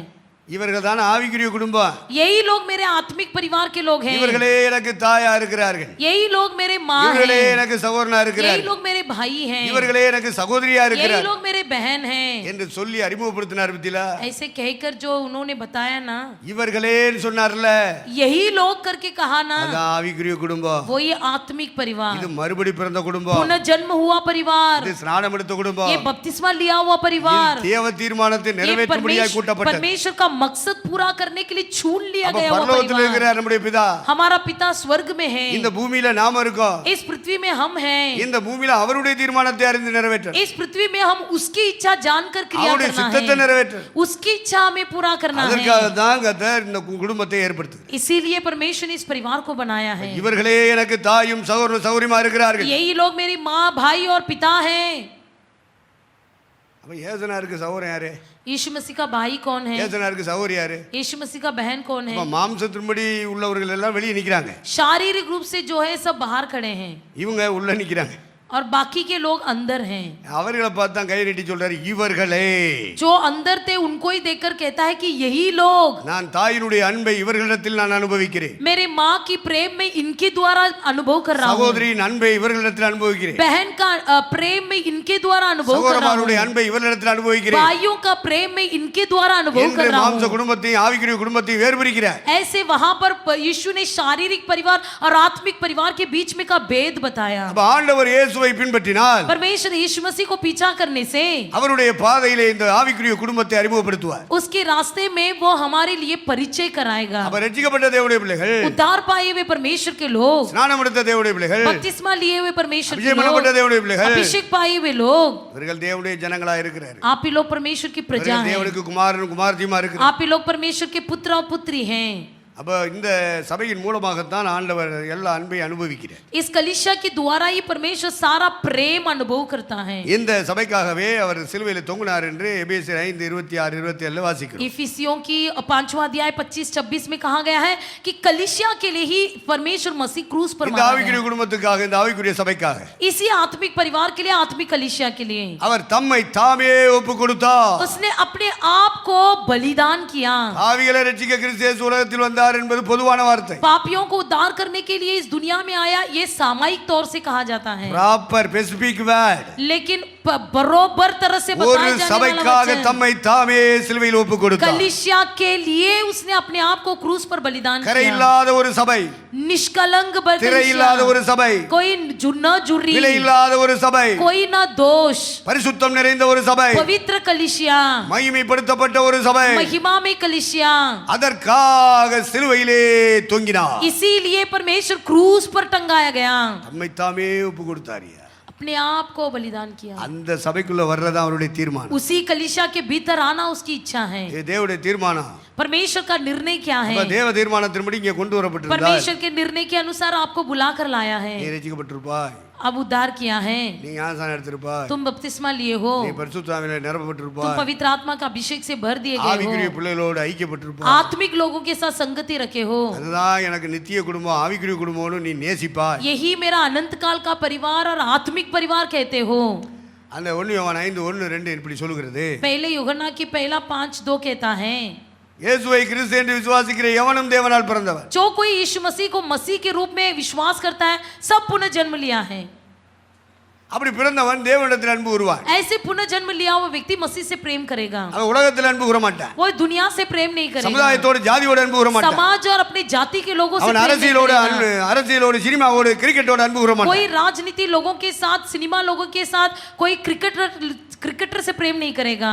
அவன் தேவனிடத்தில் அன்பு கூறுவான். वो केवल परमेश्वर से प्रेम करेगा। இயேசுவை கிறிஸ்து என்று விசுவாசிக்கிற எவனும் தேவனால் பிறந்தவன். जो भी कोई यीशु मसीह को मसीह के रूप में विश्वास करते हैं वो मसीह के தேவனால் द्वारा जन्म பிறந்தவன் लिए हैं। தேவனிடத்தில் அன்பு கூறுவான். जो कोई मसीह के द्वारा जन्म हुआ है वो मसीह से प्रेम करेगा। உலகத்தில் அன்பு கூர்ந்து கொண்டிருக்க மாட்டான். इस दुनिया से प्रेम नहीं करते रहेगा। உலகத்தில் பாதி அன்பு, தேவனிடத்தில் பாதி அன்பு. इस दुनिया में आधा प्रेम और परमेश्वर से आधा प्रेम, மாம்சத்தில் பாதி அன்பு, ஆவிக்குரிய சபையில பாதி அன்பு. शारीरिक से रीति से आधा प्रेम और आत्मिक रीति से आधा प्रेम। இருமனம் உள்ளவர்கள் தங்கள் வழிகளிலே நிலையற்று போவார்கள். दोनों दो प्रकार की तरफ से मन में रहने वाले बिगड़ जाएंगे। அப்ப உலகத்தில் அன்பு கூறாமல் इस दुनिया में प्रेम न रखते हुए தன்னை பிறப்பித்தவரிடத்தில் அன்பு கூறுவான். अपने जन्माए हुए मसीह से प्रेम करना है। அடுத்த வார்த்தை அப்போஸ்தலன் யோவான் எழுதுகிறான். अगला शब्द में प्रेरित पतरस அவரால் பிறப்பிக்கப்பட்டவரிடத்தில் அன்பு கூறுவான். उसके द्वारा जन्माए गए मसीह के द्वारा அன்பு கூறுன்னு சொல்ல வேண்டாம். प्रेम करो करके कहने की जरूरत नहीं है। அவனால அன்பு கூறாமல் இருக்க முடியாது. आप प्रेम किए बिना नहीं रह सकेंगे, ஏன்னா ஆவிக்குரிய குடும்பத்திலே அவன் மறுபடி பிறந்தவன். क्योंकि वो मसीही परिवार में पुनः जन्म लिया है। தேவ அன்பினால் நிரப்பப்பட்டவன். वो परमेश्वर के प्रेम से भर दिया गया है। உலக அன்பு மாம்ச அன்பை விட்டு பிரிந்தவன். इस दुनिया की प्रेम और शारीरिक प्रेम से दूर हो गया है। அவன் தேவனால் பிறந்தவன். वो मसीह से जन्म हुआ தேவனுக்கு है। குமாரனும் குமாரத்தியுமாக वो இருக்கிறான். मसीह का पुत्र और पुत्री बन गया है। தன்னை பிறப்பித்தவரிடத்தில் அன்பு கூறுவான். अपना जन्मा हुआ मसीह से प्रेम करेगा। அவரால் பிறப்பிக்கப்பட்டவரிடத்திலும் அன்பு கூறுவார். उसी के द्वारा जन्माए गए लोगों से भी प्रेम करेगा। ஆவிக்குரிய சகோதரர்கள் சகோதரிகள், यही आत्मिक भाइयों और बहन लोग, ஆவிக்குரிய தாய் தகப்பன்மார் आत्मिक माता और पिताएं அவரால் பிறப்பிக்கப்பட்டவரிடத்தில் அன்பு கூறுவார்கள். उसके द्वारा जन्माए गए लोगों से प्रेम करेंगे। இதுதான் தேவன் தெரிந்து கொண்டவர்கள். यही मसीह ने छून लिया हुआ இதை व्यक्ति, நாம் புரிந்து கொள்ள வேண்டும். इसे हमें समझ लेना है। ஏதோ பக்திக்குரிய காரியங்கள் செஞ்சதுனால பரலோகம் போயிருவான்னு சில நம்புறாங்க. कुछ लोग विश्वास करते हैं कि मैं भक्तमान हूँ इसलिए मैं स्वर्ग चला जाऊंगा, இல்ல ஆவிக்குரியவர்களாமா நம்ம பிறந்திருக்கிறோம். लेकिन हमें आत्मिक रीति से जन्म लिया रहना है। நம்மை தேவன் தேர்ந்தெடுத்திருக்கிறார். हमें परमेश्वर ने छून लिया है। ஆகவே தெரிந்து கொண்டவருடைய வாழ்க்கை வேறு, छून लिए हुओं का जीवन अलग है। தெரிந்து கொள்ளப்படாதவருடைய வாழ்க்கை வேறு. जिनका जीवन छूना नहीं गया है वो जीवन अलग है। நீங்க இந்த வசனத்தை வச்சு புரிஞ்சுக்கிறோம். तुम इस वचन के द्वारा अपने आप को समझ लो। உண்மையாகவே உயிர்த்தெழுந்து போன கிறிஸ்துவின் ஆவி நமக்குள்ள வந்துட்டாரா? सच्चाई से पुनरुत्थान हुआ मसीह की आत्मा हमारे अंदर आया हो? நம்முடைய ஆத்மாவுக்கு உயிர் வந்துருச்சா? क्या हमारी प्राण में जीवन आया हो? சரீரத்தில் உயிர் இருக்கு. क्या हमारे शरीर में तो जीवन है? ஆத்மால உயிர் இருக்காயா? क्या तुम्हारी प्राण में जीवन है? இல்லைனா உனக்கு இந்த பூமியில கொடுக்கப்பட்ட இந்த காலத்துல அழுது ஜெபம் பண்ணி அந்த ஜீவனை பெற்றுக்கொள். नहीं तो तुम रो धोकर किसी भी तरह से इस दुनिया में प्राण में जीवन पालो। அக்கிரமத்திலும் பாவத்திலும் மரித்து போயிருக்கு ஆத்மா. अपराध में और पापों में मरा हुआ है तुम्हारी प्राण। அந்த ஆத்மாவுக்கு உயிர்த்தெழுந்த கிறிஸ்துவின் ஆவி உள்ள வரணும். उसी प्राण के अंदर पुनरुत्थान पाया हुआ मसीह का जीवन पाना है। ரட்சிக்கப்படாதவங்க ரட்சிக்கப்படணும். जो उद्धार नहीं पाए हैं वो उद्धार पाना है। அதுக்கு பின்னாடி தான் ஞானஸ்நானமே எடுக்கணும். उसके बाद ही बपतिस्मा लेना है। அதுக்கு முன்னாடியே அவசரப்பட்டு ஞானஸ்நானம் எடுத்துறாங்க சிலர். कुछ लोग घाई करके बपतिस्मा ले लेते हैं। அவ பரிசுத்தாவின் அபிஷேகத்தை பெறணும். पवित्र आत्मा का अभिषेक पाना है। குமாரனுடைய ஆவி ஆத்மாவுக்குள்ள வர்றது வேறு, पुत्र की आत्मा किसी आत्मा के अंदर प्रवेश करना अलग है, நிவாசத்தோடு பரிசுத்தாவினாலே நிரப்பப்படுறது வேறு. और परमेश्वर की उपस्थिति के द्वारा किसी व्यक्ति को भराया जाना अलग है। மரியாள் இயேசுவை பெற்றெடுப்பதற்கு பரிசுத்தாவினாலே நிரப்பப்பட்டார். मरियम यीशु मसीह को जन्माने के लिए पवित्र आत्मा से भरा गया। ஆனா அதுக்கப்புறம் 120 பேர்ல ஒரு ஆளா இருந்து அந்நிய பாஷையோட பரிசுத்தாவி பெற்றார். लेकिन 120 में एक व्यक्ति बनकर उसने फिर से पुनरुत्थान की अभिषेक पाई। ரெண்டு ஒன்று தான் சொல்ற சில கூறுகட்ட குப்பைகள் இருக்கு. कुछ लोग कहते हैं दोनों एक ही है, காரணம் உள்ள பரிசுத்தாவி இல்ல. क्योंकि उनके अंदर पवित्र आत्मा जी नहीं है। பரிசுத்தாவியானவர் இருந்தா சொல்லி கொடுப்பார். पवित्र आत्मा जी होता तो कहता था। அப்ப தேவனுடைய ஆவியானவர் உங்களுக்கும் எனக்கும் சொல்லி கொடுப்பார். पवित्र आत्मा जी आपको भी सिखाएगा। ஆக மரியாளுக்குள்ளே இயேசு உருவாக்கப்பட்டாரே அது பரிசுத்தாவி. मरियम के अंदर जो यीशु जन्माया गया वो भी पवित्र आत्मा। அதுக்கப்புறம் சிலுவையிலே மரிச்சவர் உயிர்த்தெழுந்து பரமேறி போன பிறகு उसके बाद जब वो क्रूस पर मारा गया, उसके बाद पुनरुत्थान हुआ, स्वर्गारोहण हुआ। இந்த மரியாள் 120 பேர் மெத்த வீட்டுல கூடி இருக்கும்போது இந்த மரியாள் அங்க போறா. जहां पर ऊपर की कमरे में जहां पर 120 लोग इकट्ठा हुए थे वहां पर ये मरियम भी அந்த थी। 120ல அந்தம்மா ஒரு ஆளு. उस 120 में मरियम भी एक थी। 120 பேர் மேலயும் பரிசுத்தாவி வந்து இறங்குற. 120 लोगों पर भी पवित्र आत्मा जी आकर उतरा। அந்நிய பாஷை பேசி अन्य भाषा में தேவனை बोलकर மகிமைப்படுத்துறாங்க 120 பேர். पवित्र आत्मा के में भरकर परमेश्वर को அதுல महिमा அந்தம்மாவும் की। பரிசுத்தாவில நிரம்பி தேவனை மகிமைப்படுத்துறாங்க. वो माँ जी भी पवित्र आत्मा में अन्य भाषा भरकर भेज परमेश्वर देव ने की महिमा महिमा पड़ता किया। है। अन्य भाषा में बोलकर परमेश्वर की महिमा की। ஆகவே பரிசுத்தாவின் அபிஷேகம் வேறு, पवित्र आत्मा का अभिषेक अलग है। உயிர்த்தெழுந்து போன கிறிஸ்துவின் ஆவி நம்ம ஆத்துமாவுக்குள்ள வர்றது வேறு. पुनरुत्थान पाया हुआ मसीह की आत्मा हमारे जीवन में आना अलग है। இத உங்களுக்கு பரிசுத்தாவினர் தான் உங்களுக்கு கண்ணை திறக்கணும். ये पवित्र आत्मा जी आपकी मन की आंखें खोल दे, அப்பதான் அந்த வித்தியாசமே உங்களுக்கு புரியும். तभी आपको ये भेद समझ आएगा। அதனால பரிசுத்தாவியும் கிறிஸ்துவின் ஆவியும் ஒண்ணு அப்படின்னு சொல்லக்கூடாது. मसीह की आत्मा और पवित्र आत्मा एक ही है बोलकर मत बोलो। அப்ப ஆத்மா உயிர்ப்பிக்கப்படுகிறது கிறிஸ்துவின் ஆவியினால். हमारी आत्मा पुनर्जन्म लेता है मसीह की आत्मा के द्वारा। பிறகுதான் பரிசுத்தாவினால் நிரப்புற. उसके बाद ही पवित्र आत्मा से भरा जाता है। அப்ப தேவனுடைய சபை, परमेश्वर की कलीसिया, தேவனுடைய குடும்பம், परमेश्वर का परिवार தேவனே கட்டி உண்டாக்குகிறார். परमेश्वर खुद बनाता है। அப்ப இங்கே ஒரு சபை வளர்கிறது என்று சொன்னால் यहाँ पर एक कलीसिया को बढ़ा रहा है, தேவனே கட்டி உண்டாக்கு. परमेश्वर ही इसे बना रहा है। இதை நாம் புரிந்து கொள்ள வேண்டும். इसे समझ लेना है। கர்த்தருடைய ஆவியானவர் परमेश्वर की आत्मा நம்மை வளர்த்து எடுக்க விரும்புகிறார். हमें बढ़ाना चाहता है। அப்ப ஆண்டவர் சொன்ன வார்த்தை என்ன? परमेश्वर ने हमारे लिए क्या நீங்கள் என்னை कहा? தெரிந்து கொள்ளவில்லை, तुमने मुझे नहीं चुना, நான் உங்களை தெரிந்து கொண்டேன். मैंने तुमको चुन लिया है। அப்ப தேவன் தெரிந்து கொண்டால் परमेश्वर यदि चुन ले, நம்முடைய கிரியைகளை வைத்து அவர் முடிவு செய்யாமல் हमारी क्रियाओं के अनुसार नहीं, அவருடைய அழைப்பை முக்கியப்படுத்துகிறார். उसकी बुलाने वालों को मुख्य देता है, அவருடைய தெரிந்து கொள்ளுதலை उसकी முக்கியப்படுத்துகிறார். चुनौती को मुख्यता देता है। ஆகவே அவர்களை ஏற்ற காலத்திலே சந்தித்து ரட்சிக்கிறார், इसलिए ठीक समय पर उन्हें उद्धार करता है, ஸ்நானப்படுத்துகிறார், बपतिस्मा देता है, அவர்களை பரிசுத்தாவியால் நிரப்புகிறார், उनको पवित्र आत्मा के अभिषेक से भर देता है, कलीसिया में ले आता है, ஊழியர்களோடு விசுவாசிகளோடு ஐக்கியப்படுத்துகிறார். सेवकों और विश्वासियों के साथ संगति कर देता है। ஆவிக்குரிய குடும்பத்தை விட்டு நாம பிரிந்து போகும்படி इस आत्मिक परिवार से दूर हो जाने के लिए சாசுன்னு ஒருத்தர் இருக்கான். एक शैतान है, அவனுக்கு பேர் பிசாஸ். उसका नाम है शैतान। அவன் எப்பவுமே பிரிக்கத்தான் கிரியை செய்வான். वो हमेशा अलग करने के लिए ही ढूंढते रहता है। நீங்கள் பிசாசுக்கு இடம் கொடாதிருங்கள். आप लोग शैतान को मौका मत दीजिए।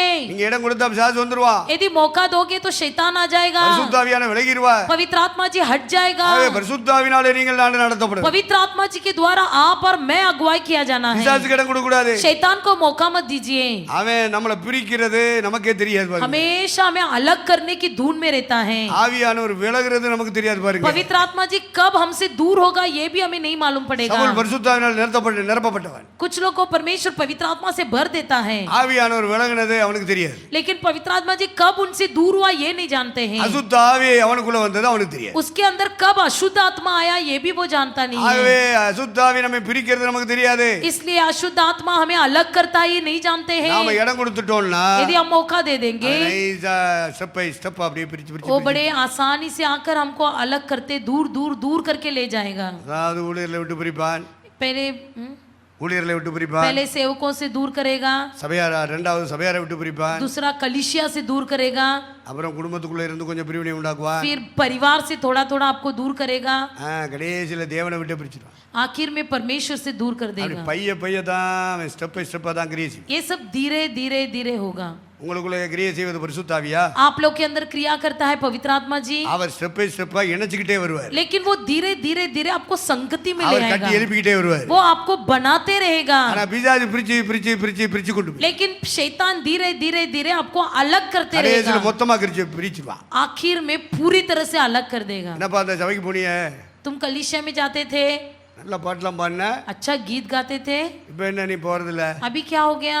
அந்த சபை சரியில்லைங்க, वो कलीसिया ठीक नहीं அந்த है, ஊழியக்காரங்க சரியில்லை, वो सेवक लोग ठीक नहीं है। இப்படி காரணம் சொல்லியும் கொடுப்பான் பிசாசு. ऐसा कारण शैतान बताने को இது कहेगा। ஆவியானவர் சொல்லி கொடுக்க மாட்டார், ये पवित्र आत्मा जी ऐसा नहीं कहता है, பரிசுத்த ஆவியானவர் சொல்லி கொடுக்க மாட்டார். पवित्र आत्मा जी ऐसा कभी नहीं அவர் सिखाएगा। தம்முடைய சபையை கட்டுகிறவர், वो हमेशा अपनी कलीसिया को அவர் बनाता தம்முடைய है, தீர்மானத்தை वो நிறைவேற்றுகிறவர். अपना निर्णय पूरा करता है, அவர் ஒரு நாள் நம்முடைய தீர்மானத்தில் தோல்வி அடைவது இல்லை. वो कभी अपना निर्णय में हारता नहीं है, அவர் பிசாசை ஜெயிக்க விட மாட்டார். वो शैतान पर जय पाता है। ஆனா நாமளே மனப்பூர்வமா இடம் கொடுத்தா, लेकिन हम मौका दे देंगे, நாமே ஒரு திட்டம் தீர்மானம் போட்டா, हम अपने आप को एक निर्णय कर लेंगे, பிசாசு கிரியை செய்ய ஆரம்பிப்பான். वहां पर शैतान क्रिया करने அதான் लगेगा, பிசாசுக்கு நாம இடம் கொடுக்கிறது. शैतान को मौका दे देते हैं। ஆனா பரிசுத்த ஆவியானவர் எப்படி செய்வாரா? क्या पवित्र आत्मा जी वैसा करेगा? பரிசுத்த ஆவியானவர் பரலோகத்தோடு இணைப்பா, लेकिन पवित्र आत्मा जी हमको स्वर्ग से जोड़ देगा, பரிசுத்த வாழ்க்கையோடு இணைப்பா, पवित्र जीवन के साथ जोड़ देगा, நீதியான வாழ்க்கைக்கு நேர धार्मिक जीवन की ओर ले जाएगा, தேவனுடைய சபை மக்களோடு இணைப்பா, परमेश्वर की कलीसिया के लोगों के साथ தேவன் जोड़ தந்த देगा, ஊழியக்காரரோடு இணைப்பா.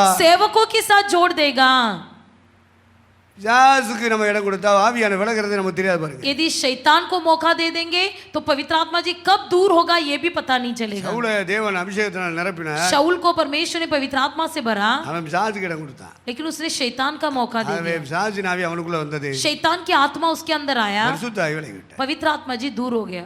சிம்சோனை விட்டு பரிசுத்த ஆவி விலகினது அவனுக்கே தெரியல. वो खुद ही कुछ लोगों के अंदर से पवित्र आत्मा जी दूर हो गया, वो नहीं जानते हैं। அவன் பிசாசுக்கு இடம் கொடுக்குறான், शैतान को मौका दे दिया, மாம்ச இச்சைக்கு இடம் கொடுக்குறான், शारीरिक अभिलाषा को मौका दे दिया, ஆவியானவர் விலகிறார் பாருங்க. पवित्र आत्मा जी दूर हो அப்ப गया। ஆவியானவர் போகும்போது சொல்லிட்டு போக மாட்டாரு, पवित्र आत्मा जी जाते समय कहते हुए नहीं जाएगा, சொல்லாமே போயிடுவாரு. बिना बोले चला जाएगा। ஏன் அப்படி செய்யறாரு? क्यों ऐसा कहता है? நீ மனப்பூர்வமா மாம்சத்தோடு போகிறாய், क्योंकि तुम मनपूर्वक शारीरिक काम நீ करते हो, மனப்பூர்வமா பிசாசுக்கு இடம் கொடுக்குற, तुम मनपूर्वक शैतान को मौका நீ दे रहे மனப்பூர்வமா हो, இந்த உலகத்தை நேசிக்கிற. तुम मनपूर्वक इस दुनिया से प्रेम कर रहे हो। அதனால பார்த்தாரு, इसलिए देखते रहा, அவனே மனப்பூர்வமா ஒப்பு கொடுக்கும்போது நமக்கு இங்க வேலை இல்லைன்னு விலகிடுவேன். वो खुद ही मनपूर्वक सब कुछ कर रहा है तो मैं हट जाता हूँ बोलकर पवित्र அதனால आत्मा பவுல் जग சொன்னார், பிசாசுக்கு இடம் கொடாதீர்கள். जाएगा। इसलिए पौलुस ने कहा शैतान को मौका मत दो। சாத்தான் ஸ்டெப் பை ஸ்டெப்பா நம்மை பிரிக்கிற வேலையை செய்வார். धीरे धीरे धीरे शैतान हमको सबसे दूर कर ஆனா देगा, பரிசுத்த ஆவியானவர் ஸ்டெப் பை ஸ்டெப்பா கட்டிக்கொண்டே இருப்பார். लेकिन पवित्र आत्मा जी धीरे धीरे धीरे हमको जोड़ते रहेगा। அப்ப தேவனால் தெரிந்து கொள்ளப்பட்ட கூட்டம் நாம, परमेश्वर के द्वारा चुन लिए गए परिवार தேவனுடைய हैं, தீர்மானத்தின்படி அழைக்கப்பட்ட கூட்டம். परमेश्वर के निर्णय के अनुसार बुलाए गए लोग அப்ப தேவனுடைய हैं। தீர்மானம் என்ன? परमेश्वर की इच्छा क्या है? அவருக்கு கனி கொடுக்க வேண்டும். उसे फल लाना है। அப்போ என்னாகமத்தில் 17ஆம் அதிகாரத்திலே गिनती की पुस्तक 16वां अध्याय में நாம் 8ஆம் வசனம் வாசிக்கும் போது 8वां वचन में पढ़ते हैं, அங்கே இப்படி எழுதப்பட்டிருக்கிறது. उसमें इस प्रकार लिखा गया है, என்னாகமம் 17:8.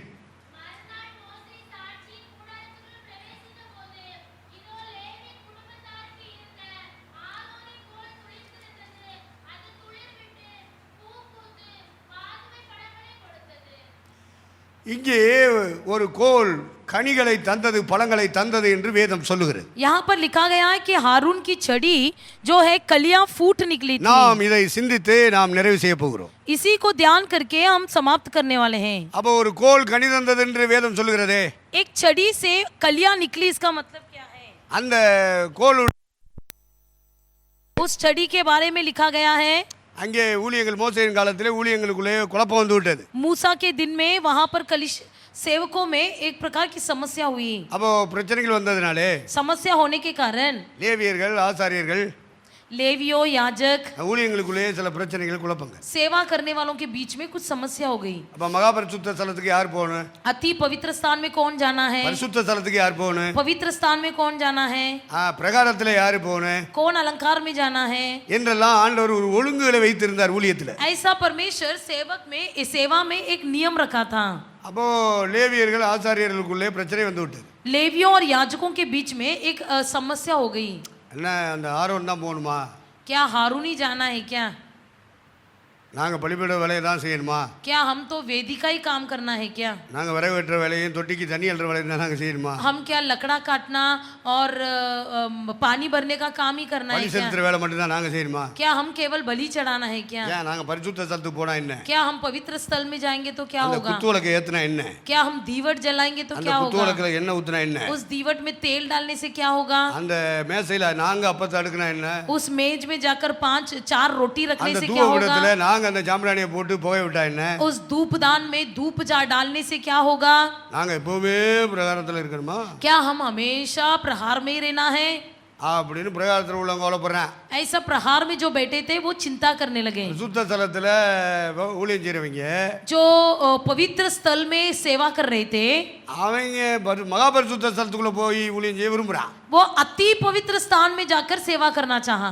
ஏன்னா மகாபரிசுத்த ஸ்தலத்துக்குள்ள போறவன் தான் பிரதான ஆசாரியனா இருக்கான். क्योंकि अति पवित्र स्थान में जाने वाला केवल महायाजक होता है. இந்த அதிகாரமுடையவர்கள் ஐபிஎஸ்ல அதிகாரமுடையவர்கள் ஸ்டார் போடுவாங்க. இந்த பக்கம் இந்த பக்கம் ஸ்டார் போடுவாங்க. जो आईपीएस में अधिकार जिसको होती है वो स्टार का बैच लगाते हैं. இது மாதிரி பிரதான ஆசாரியர் ரெண்டு பக்கமும் 12 கோத்திரங்களை அவன் என்ன பண்ணுவான், 6 கோத்திரமா 2 ஸ்டார் போட்டிருப்பான். ऐसे महायाजक लोग क्या होते हैं, अपने वस्त्र में 6 यहाँ पर पत्थर, बहुमूल्य पत्थर लगे रहते हैं. அவருடைய அங்கிக்கு மேலாக மார்பு பதக்கமும் வச்சிருப்பான். और वो अपने छाती में उस प्रकार का कवच भी रखा रहता है. 12 ரத்தின கற்கள், 12 प्रकार की रत्नों की पत्थर, தலையில ஒரு பெரிய கிரீடம், और सिर पर एक मुकुट.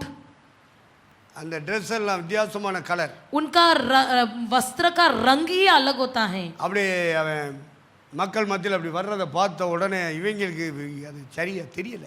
ऐसे जब वो लोगों के बीच में आता था तो कुछ लोगों की नजर ही ठीक नहीं था. பெரிய பிரச்சனையே, அவங்களுக்கு பெரிய போராட்டத்தை சந்திக்கிறாங்க. उनके अंदर बहुत बड़ी समस्या होने लगी. அப்போ பிரகாரத்தில் இருக்கிறவன் பரிசுத்த ஸ்தலம் ரொம்ப கவலைப்பட்டுக்கிட்டு இருக்கான். जो खुले फाटक में है वो सोच रहा है कि मैं पवित्र स्थान में जाऊं. பரிசுத்த ஸ்தலத்தில் ஊழியம் செய்றவங்க மகா பரிசுத்த ஸ்தலத்துக்குள்ள போறதுக்கு கவலைப்பட்டுட்டு जो இருக்கான். पवित्र स्थान में सेवा कर रहा है वो अति पवित्र स्थान में जाने की चिंता कर रहा है. கவலை முத்தி முத்தி முத்தி இப்போ போராட்டத்துக்கு வந்துருச்சு. अभी ये चिंता बढ़ बढ़कर समस्या हो गई. அப்போ ஆண்டவர் பார்த்தாரு, तब परमेश्वर ने देखा என்னடா நம்ம ஊழியங்கள்ல நம்ம ஊழியக்காரங்களுக்குள்ளேயே பஞ்சாயத்து பிரச்சனையா இருக்கு. हमारे सेवकों में क्यों बीच में झगड़ा होना है. அதனால அவரே இறங்கி வந்துட்டார். इसलिए वो खुद ही उतर आ गया. இறங்கி வந்து மோசையை கூப்பிட்டார். मूसा को बुलाया. 12 கோத்திர தலைவருடைய பேருக்கு ஏற்றபடி 12 கோல்கள் வாங்கு. 12 गोत्रों के नेताओं में से एक छड़ी ले. அவன் பேரை ஒவ்வொரு கோல்லையும் எழுத சொல்லு. हर एक छड़ी में अपना अपना नाम लिखने को बोल. ஆனா லேவி கோத்திரத்துக்குரிய கோல் மேல ஆரோன் பேர் எழுது.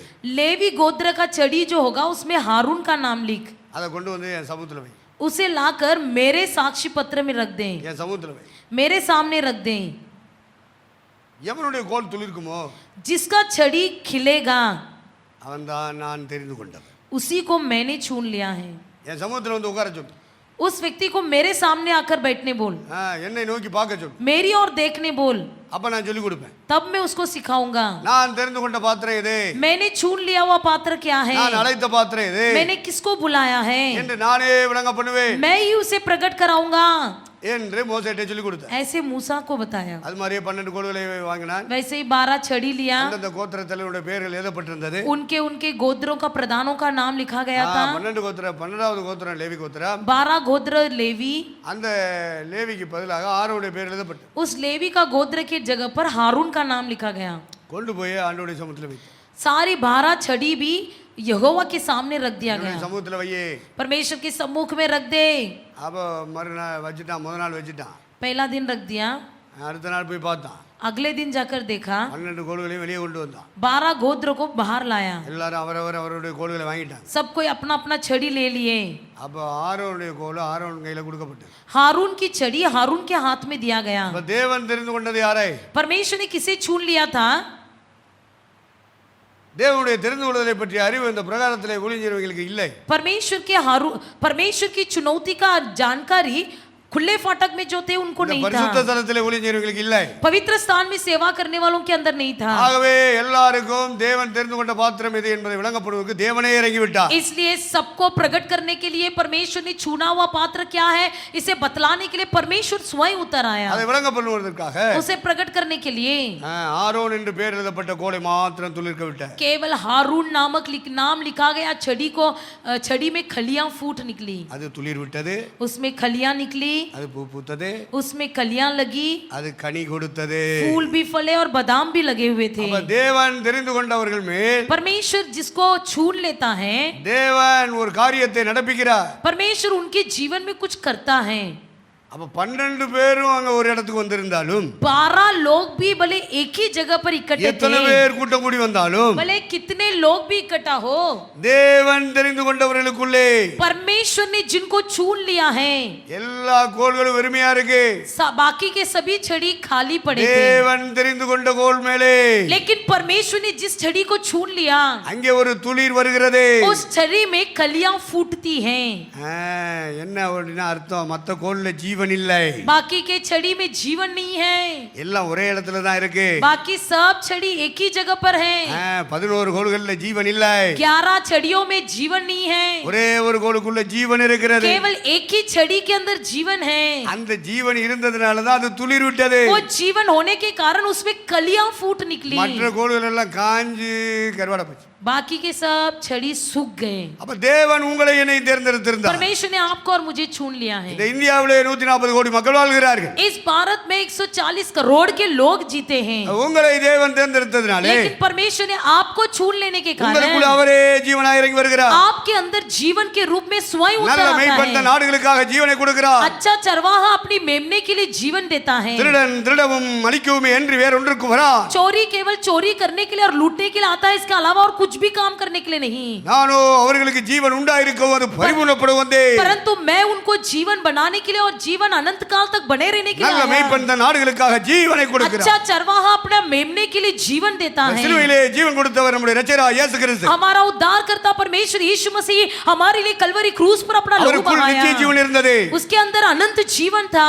அந்த நித்திய ஜீவனை கர்த்தர் ஒவ்வொருவருக்கும் தருகிறார். उस अनंत जीवन को परमेश्वर हर एक को देता है। அப்ப 11 கோல்களும் ஜீவன் இல்லாத கோட்கள். 11 छड़ियों के अंदर कोई जीवन नहीं था, ஆனா ஒரே ஒரு கோலுக்குள்ளே தேவன் ஜீவனை வைக்கிறார். लेकिन एक ही छड़ी के अंदर परमेश्वर ने अपना जीवन रखा। அப்ப தேவன் யாரை தெரிந்து கொண்டாரோ, परमेश्वर जिसे चुन लेता है, யாரை அழைக்கிறாரோ, जिसे बुलाता है, அவர்களுக்குள்ளே ஜீவனை வைக்கிறார். उनके अंदर जीवन को रखता है। அவர்களுக்குள்ளே குமாரனுடைய ஆவியை उनके அனுப்புகிறார். अंदर पुत्र की आत्मा அவர்களுக்குள்ளே भेजता है, பரிசுத்த ஆவியை उनके அனுப்புகிறார். अंदर पवित्र आत्मा को उतार देता है, அவர்களுக்குள்ளே பரிசுத்த ஆவியின் கிரியை उनके நடப்பிக்கிறார். अंदर पवित्र आत्मा की क्रियाएं होती हैं, எல்லாம் தேவனாலே நடக்கிறது. सब परमेश्वर के द्वारा होती இது हैं। விரும்புகிறவனாலும் ஓடுகிறவனாலும் அல்ல, कोई चाहने से नहीं, दौड़ने से नहीं, இரக்கம் பாராட்டுகிற தேவனாலே दया நடக்கிறது. करने वाले परमेश्वर के द्वारा सब कुछ இது होता है। பரலோக தேவனுடைய இரக்கத்தினால் நடக்கிறது. ये स्वर्ग के परमेश्वर की दया से होती है। தேவன் தெரிந்து கொண்டதனாலே परमेश्वर के द्वारा चुन लेने के कारण அழைக்கிறார், बुलाता है, ரட்சிக்கிறார், उद्धार करता है, ஸ்நானப்படுத்துகிறார், बपतिस्मा देता है, அபிஷேகம் பண்ணுகிறார், अभिषेक देता है, சபைக்குள்ளே கொண்டு வருகிறார், सब कलीसिया में சபை ले आता மக்களோடு है, சேர்க்கிறார், कलीसिया में बनाता है, ஊழியக்காரரோடு சேர்க்கிறார். सेवकों के साथ जुड़ाता है, தேவன் அவர்களோடு இருக்கிறார். और परमेश्वर उनके साथ रहता நீங்கள் है। என்னை தெரிந்து கொள்ளவில்லை, तुमने मुझे नहीं चुना, நான் உங்களை தெரிந்து கொண்டேன். मैंने तुम्हें चुना है। எதுக்காக? किस लिए? என்னுடைய தீர்மானம் நீங்க கனி கொடுக்கணும். मेरा निर्णय है कि तुम फल लाए, அதுக்காக தான் இந்த பூமியில உங்களை தேர்ந்தெடுத்தேன். इसलिए मैंने इस दुनिया में आपको चुन लिया है। அப்போ நாம் உதாரணத்துக்காக அந்த கோலை பார்க்கிறோம். उदाहरण के लिए हमने छड़ी को அப்ப देखा, 11 கோலுக்குள்ளே ஜீவன் இல்ல. 11 छड़ियों के अंदर जीवन नहीं था। அப்ப எத்தனை பேர் கூடி வந்தாலும், भले कितने भी लोग इकट्ठा हुए, எத்தனை கோடி மக்கள் இந்த பூமியிலே இந்த இந்தியாவுல வாழ்ந்தாலும், इस पृथ्वी में कितनी करोड़ भारतीय रहे, உங்களை தேவன் தெரிந்து கொண்டாரு. परमेश्वर ने आप ही को चुन लिया है। எல்லாருக்குள்ள இறை நம்பிக்கை இருக்கு, பக்தி இருக்கு. सबके अंदर भक्ति है, सबके अंदर ஆனா भरोसा है, தேவன் தெரிந்து கொண்டவர்களுக்குள்ளே लेकिन परमेश्वर ने जिनको चुन लिया है, ஜீவனை வைக்கிறார். उनके अंदर जीवन है। குமாரனுடைய ஆவியை அனுப்புகிறார். पुत्र की आत्मा भेजता है, யாருக்குள்ளே குமாரனுடைய ஆவி வந்ததோ, जिसके अंदर पुत्र की आत्मा होती அப்பா है, பிதாவே என்று தேவனை वे கூப்பிடு. अब्बा पिता कहकर पुकारते हैं। உங்களுக்குள்ள அந்த ஆவி வந்திருக்கிறதா? क्या आपके अंदर वो आत्मा मिली है? உயிர்த்தெழுந்த கிறிஸ்துவின் ஆவி வந்திருக்கா? क्या आपके अंदर वो मसीह की आत्मा उतर आया है? வரலன்னு வச்சுக்க, நீ செத்தின நரந்தேன். नहीं आया हो तो मरने के बाद நீ எவ்வளவு பெரிய नरक में கொம்பனா जाना இருந்தாலும் पड़े। சரி, भले आप तुम कितने बड़े भी क्यों न हो, நீ பிரசிடென்டா இருந்தாலும் சரி, பிரைம் மினிஸ்டரா இருந்தாலும் சரி, भले तुम प्रधानमंत्री हो या बड़े प्रेसिडेंट हो, கல்லறைன்னு ஒண்ணு வரும் பாத்துக்க. एक दिन कब्रिस्तान आएगा, மரணம்னு ஒண்ணு வரும். एक दिन मृत्यु होगी। நீ ஜனாதிபதினால மரணம் வராம இருக்குமா? क्या राष्ट्रपति होने से मृत्यु नहीं होगी? நீ பிரைம் மினிஸ்டரா இருக்கறனால மரணம் வராம क्या இருக்குமா? प्रधानमंत्री होने से मृत्यु நீ नहीं ஐஏஎஸ் होगी? கலெக்டரா இருக்கறனால மரணம் வராதா? क्या तुम आईएएस जिलाधिकारी होने से நீ मृत्यु न ஐபிஎஸ்ல होगी? உயர்ந்த இடத்துல இருந்தா உனக்கு மரணம் வராதா? क्या तुम आईपीएस में ऊंचे पद पर होने से मृत्यु न होगी? நீ செக்ரட்டரியேட்ல நீ பெரிய தலைமைச் செயலாளரா இருந்தா உனக்கு மரணம் வராதா? क्या तुम सेक्रेटरीट में बड़े कोई कर्मचारी नहीं, होने से इंजीनियर मृत्यु இருந்தா மரணம் होगी? வராதா? क्या इंजीनियर होने से मृत्यु நீ न டாக்டரா होगी? இருந்தா மரணம் வராதா? क्या डॉक्टर होने से मृत्यु न நீ होगी? அதானியா இருந்தா அம்பானியா இருந்தா மரணம் வராதா? क्या तुम अदानी और अंबानी ஏல हो तो எல்லாருக்கும் मृत्यु न சாவு होगी? வரும். सबको एक दिन मरना है. செத்தினா நரகத்துக்கு போவ. मरने के बाद नरक में जाओगे. அப்ப உயிர்த்தெழுந்து போன கிறிஸ்துவின் ஆவி உனக்குள்ள வரணுமே. पुनरुत्थान हुआ मसीह की आत्मा तुम्हारे अंदर बना है. நீ இந்த உலகத்தை எல்லாம் சம்பாதிச்சு கிறிஸ்துவின் ஆவியை சம்பாதிக்காட்டா உனக்கு நரகம். इस पूरा दुनिया को कमा लोगे लेकिन मसीह की आत्मा को नहीं कमाओगे तो तुम्हें नरक உயிர்த்தெழுந்து போன मिलेगा. கிறிஸ்துவே पुनरुत्थान हुआ यीशु என் को. ஆத்மாவை உயிர்ப்பிக்க மாட்டீரா? क्या परमेश्वर तुम मेरे प्राण को नहीं என் உள்ளான जिलाओगे? மனுஷனை உயிர்ப்பிக்க மாட்டீரா? क्या मेरे अंदर जो जान नहीं है मुझे जिला दो? ஆண்டவரே என்னுடைய ஆவிக்குரிய கண்களை திறக்க மாட்டீரா? क्या तुम मेरे आत्मिक आंखों को नहीं खोलोगे? என் கண் இந்த உலகத்துக்கு வானத்துக்கு கீழே உள்ளது தானே பாக்குது. मेरी आंखें सिर्फ इस दुनिया की वस्तुओं को देखना வானங்களுக்கு है. மேலே இருக்கிற பரலோகத்தை பார்க்க மாட்டேங்குது. इस आकाश पर होने वाली स्वर्ग की ओर नहीं देखता என் கண்ணை है. திறக்க மாட்டீரா? क्या तुम मेरी आंखें नहीं खोलोगे? என்று முட்டி முட்டி அழுது நீ ஆண்டவருடைய ஆவியை பெற்றுக்கொள். ऐसे बिलक बिलक कर रोकर परमेश्वर से पालो, என்ன செத்தினா நரகத்துக்கு போயிடுவாதுங்க. नहीं तो मर जाओगे तो नरक चले அங்கேயும் जाओगे. கந்தமரியில கடலூர். वहां पर आग और गंधक அது होगी. ரெண்டாம் மரணம்னு சொல்லி இருக்கு. इसी को दूसरा मृत्यु कहा गया है. அது சாவு வரும்போது தான் தெரியும். वो मरने के बाद ही मालूम पड़ेगा. இப்ப இந்த உலகம் தான் தெரியும். अभी सिर्फ दुनिया दिखेगी. இந்த கண்களின் இச்சை மாம்சத்தின் இச்சை ये आंखों में शारीरिक इच्छा, शारीरिक अभिलाषा, இந்த உலகத்திலே பெருமைக்கு ஏதுவான காரியங்கள். इस दुनिया में घमंड की बातें, இதைத்தான் உன் கண்ணு பார்த்துட்டே இருக்கு. यही अपनी आंखों से देख ஆனா रहे हो. ஆவிக்குரிய கண்கள் திறந்து விட்டா लेकिन आत्मिक आंखें खुल மரணத்துக்கு जाए. பின்னாடி உள்ள வாழ்க்கை உனக்கு தெரியும். मरने के बाद क्या होगा इसे आप देखोगे. தேவன் தாமே கட்டி உண்டாக்கின நகரம் தெரியும். परमेश्वर ने हमारे लिए जो बनाया है वो महल தேவ दिखेगी. தூதர்களை உன் கண்களுக்கு தெரியும். स्वर्ग दूतों को अपने आंखों से देखोगे. பிதா குமாரன் பரிசுத்த ஆவி உன் கண்களுக்கு தெரியும். पिता पुत्र पवित्र आत्मा आपके आंखों में दिखाई देंगे. அந்த கண்ணு திறக்கப்படலைன்னு வச்சுக்க, यदि वो आंख खुल न जाए நீ கூடனா இருப்ப. तुम साथ में रहोगे. நீ போதகனா இருந்தாலும் கூடனு கோழி ஆட்டுகிற கூடனா இருப்ப. तुम भले उपदेशक हो लेकिन अंधे बने रहोगे. நாம கூடனாவும் இருக்கக்கூடாது, கூடனுக்கு வழிகாட்டுகிற கூடனாவும் இருக்கக்கூடாது. हम अंधे भी नहीं बने रहेंगे और अंधे को रास्ता दिखाने அப்ப वाले भी ரெண்டு नहीं பேரும் இந்த रहेंगे. பூமியில வாழ்ந்து முடிக்கும் போது முடிவு என்ன வருமா? ऐसे दोनों लोगों की समाप्त में क्या होगी? ரெண்டு பேரும் குழியிலே விழுவார்கள். दोनों गड्ढे में गिरेंगे. இயேசு அப்படித்தான் சொல்லிட்டு போயிருக்காரு. यीशु ने ऐसे ही कहा है. குழின்னு சொன்னா நரக குழி. गड्ढा का मतलब नरक. குழின்னு சொன்னா பாதாள குழி. गड्ढा कहा तो अधोलोक का ஆகவே गड्ढा. சாவுன்னு ஒண்ணு வரும் பாத்துக்க. एक दिन मरना ही है. அன்னைக்கு தால தெரியும். उसी दिन मालूम पड़ेगा. சில சொல்லுவான் செத்தா தாளா தெரியும் சுடுகாடும்பா. कुछ लोग कहते हैं मरने के बाद तो मालूम पड़ेगा कब्रिस्तान. ஆகவே எப்பொழுதுமே நாம் வரப்போகிற உலகத்தை குறித்து சிந்திக்க வேண்டும். हमेशा आने वाली दुनिया के बारे में हमें सोचना है. நாங்கள் இனி வரும் உலகத்தை பற்றி பேசுகிறோமே. अब आने वाली दुनिया के बारे में हम बातें कर இனி रहे வரப்போற हैं. வாழ்க்கை பற்றி பேசுகிறோமே. आने वाली जिंदगी के बारे में बात कर रहे அதை हैं. பேச முடியாத எங்களை அழைத்தா. उसे बात करने के அதை लिए பேச परमेश्वर முடியாத ने எங்களை बुलाया அபிஷேகம் है. பண்ணினா. इसीलिए परमेश्वर ने हमें अभिषेक किया அது है. உங்களையும் கர்த்தர் எதற்காக அழைத்தா? आपको भी परमेश्वर ने क्यों உங்களை बुलाया எதற்கு சபைக்கு है? கொண்டு வந்தா? आपको क्यों कलिसिया में ले आया? ஆண்டவருடைய தீர்மானம் என்ன? தீர்மானம் என்ன? परमेश्वर का निर्णय और ஆண்டவருடைய इच्छा சித்தம் क्या என்ன? है? சித்தம் என்ன? परमेश्वर का इच्छा क्या है? அதை தேடி தேடி தேடி उसे खोजो खोजो அந்த தீர்மானத்தை இந்த பூமியிலே சாகருக்கு முன்னாடி நிறைவேற்றி और முடிக்கணும். उस निर्णय और इच्छा को मरने से पहले पूरा कर दो. அப்ப இயேசுநாதரை குறித்து ஒரு தேவனுடைய சித்தம் தீர்மானம் இருந்தது. यीशु मसीह के विषय भी परमेश्वर की एक इच्छा थी. அதை அவர் செய்து முடித்தார். उसने उसे पूरा किया. அவர் மரிக்கிறதுக்கு முன்னாடியே சொல்லிட்டு மரித்தார். मरने से पहले बोल के मरा. பிதாவே, हे पिता, நீர் எனக்கு சொன்ன கிரியைகளை तुमने जो मेरे लिए मेरे हाथों में दिए गए, இந்த பூமியிலே நான் என்ன செய்ய வேண்டும் என்று நியமித்தீரோ इस पृथ्वी में जो तुम करना चाहा, அந்த செயல்களை அந்த கிரியைகளை செய்து उन முடித்தேன். सारी क्रियाओं को मैंने कर चुका. சொல்லிட்டு தான் சிலுவையில தொங்குனாரு. करने के बाद ही, कहने के அப்ப बाद ही உங்க मरा. மேல உங்களை குறித்து என்ன குறித்து ஒரு தீர்மானம் இருக்கு. आपके और मेरे बारे में भी एक ஒரு मकसद சித்தம் இருக்கு. है, एक इच्छा है. அது என்னன்னு கண்டுபிடிச்சீங்களா? वो क्या है उसे आपने पहचाना है? கண்டுபிடிக்கணும்ல. पहचानना है ना. தீர்மானத்தின் விவரத்தை பரிசுத்தான சொல்லி கொடுப்பார். परमेश्वर के निर्णय को पवित्र आत्मा जी आपको सिखाएगा. அப்ப முதலாவது அந்த கோல் காஞ்சி போகாத ஒரு கோல். सबसे पहला वो छड़ी सूखा नहीं மற்ற गया. கோள்கள் எல்லாம் ஜீவன் இல்லை, உயிர் இல்லாத கோள்கள். बाकी छड़ी सब सूख गए, उसमें कोई जीवन ஆனா नहीं தேவன் था. தெரிந்து கொண்ட கோலுக்குள்ளே முதலாவது தேவன் ஜீவனை வைக்கிறார். लेकिन परमेश्वर जिस छड़ी को छून लिया उसके अंदर जीवन रखा. அப்ப அக்கிரமங்களிலும் பாவங்களிலும் மரித்தவர்களாக இருந்த உங்களை உயிர்ப்பித்தார். जो अपराध और पापों में मरे हुए आपको परमेश्वर ने जिलाया. கிருபையினாலே விசுவாசத்தை கொண்டு ரட்சிக்கப்பட்டீர்கள். अनुग्रह द्वारा और विश्वास के द्वारा இது उद्धार உங்களால் पाए हो. உண்டானதல்ல, இது தேவன் கொடுத்த ஈவு. ये तुमसे नहीं लेकिन परमेश्वर का वरदान है.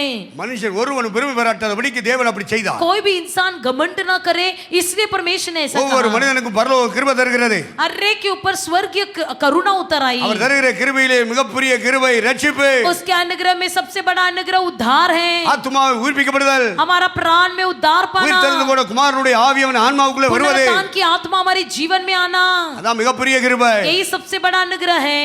அப்போ தேவன் தெரிந்து கொண்ட கோள்களானால் यदि परमेश्वर के द्वारा चुन लिया गया वह முதலாவது चढ़ी हो, ஜீவனை வைக்கிறார். सबसे पहला जीवन रखता है। நீங்கள் என்னை தெரிந்து கொள்ளவில்லை, तुमने मुझे नहीं चुना, நான் உங்களை தெரிந்து கொண்டேன். मैंने तुम्हें चुन लिया है। அடுத்து துளிர் விட்டதா. अगला कली फूट निकली। இது எதை காண்பிக்கிறது? ये किसे दर्शाता है? வளர்ச்சியை காண்பிக்கிறது. बढ़ोतरी। தேவகுமாரனுடைய ஆவி உள்ளே வந்துட்டா, जिसके अंदर पुत्र की आत्मा होती है, ஒரு ஆத்துமா ரட்சிக்கப்பட்டுட்டா, यदि कोई आत्मा उद्धार पाले, அடுத்து ஆவிக்குரிய வாழ்க்கையில வளர ஆரம்பிப்பாங்க. अगला आत्मिक जीवन में बढ़ने लगते हैं। முதல்ல பேபி கிறிஸ்டியனா இருப்பாங்க. पहला जो है जन्माए गया हुआ मसीह அதை व्यक्ति பவுல் है। கிறிஸ்துவுக்குள் குழந்தைகள் என்று எழுதுகிறார். उनको पौलुस कहता है मसीही बालक। அப்ப குழந்தைகள் அடுத்து பிள்ளைகள் இடத்துக்கு வளரணும். उसके बाद बालक जो है बच्चों के जगह पे आना है। அப்படியே பிள்ளைகள் வளர்ச்சிக்கு அடுத்து வாலிபர்களா மாறணும். बच्चे फिर जवान बनना है। அப்புறம் வாலிபர்களா ஆனவங்க புருஷர்களா மாறணும். जो जवान बन गए फिर वो पुरुष बनना है। அதுக்கப்புறம் பிதாக்களாய் மாறணும். उसके बाद वो पिता बनना है। இந்த பூமியில எவ்வளவு காலம் தருகிறாரோ इस पृथ्वी में जितने दिन जी रहे हो, அந்த காலத்துக்கு ஏற்றபடி வளர்ச்சியை காண்பித்து கொண்டே இருக்கணும். उतने दिन तक की बढ़ोतरी प्रकट करते रहना है। அப்ப தேவன் தெரிந்து கொண்டார். परमेश्वर ने चुन लिया है। நீங்கள் நானும் தேவன் தெரிந்து கொண்ட பாத்திரமா இருந்தால், तुमने और मैंने चुन लिया हुआ पात्र है। நம்ம ஆவிக்குரிய வாழ்க்கையிலே வளர்ந்து கொண்டே இருப்போம். पवित्र आत्मा के जीवन में बढ़ते रहेंगे। அப்ப பரிசுத்தாவினால் நிரப்பிக் கொண்டே இருப்பார். पवित्र आत्मा जी हमें भरते रहेगा। அப்ப பரிசுத்தாவினால் நிரப்பப்பட்டவர்கள் पवित्र आत्मा जी के द्वारा भरे हुए लोग ஆவியினாலே நடத்தப்படுவார்கள். पवित्र आत्मा के जीवन द्वारा अगुवाई किए जाते அதான் हैं। துளிர் விடுகிறது.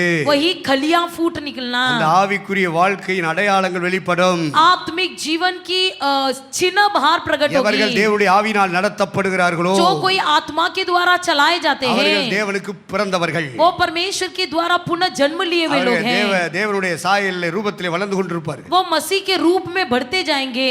அப்ப துளிர், कलियां फूट निकलना, அப்ப துளிர் என்று சொன்னால் ஆவியினாலே நடத்தப்படுகிற வாழ்க்கைக்குள்ளே பிரவேசிப்பு. आत्मा की जी के द्वारा चलाया जाना। அது அந்த கோல் என்ன செய்கிறது? வளர்ந்து கொண்டிருக்கிறது என்பதை வெளிப்படுத்துகிறது. वो छड़ी जो क्या प्रकट करता है कि मैं बढ़ रहा हूँ।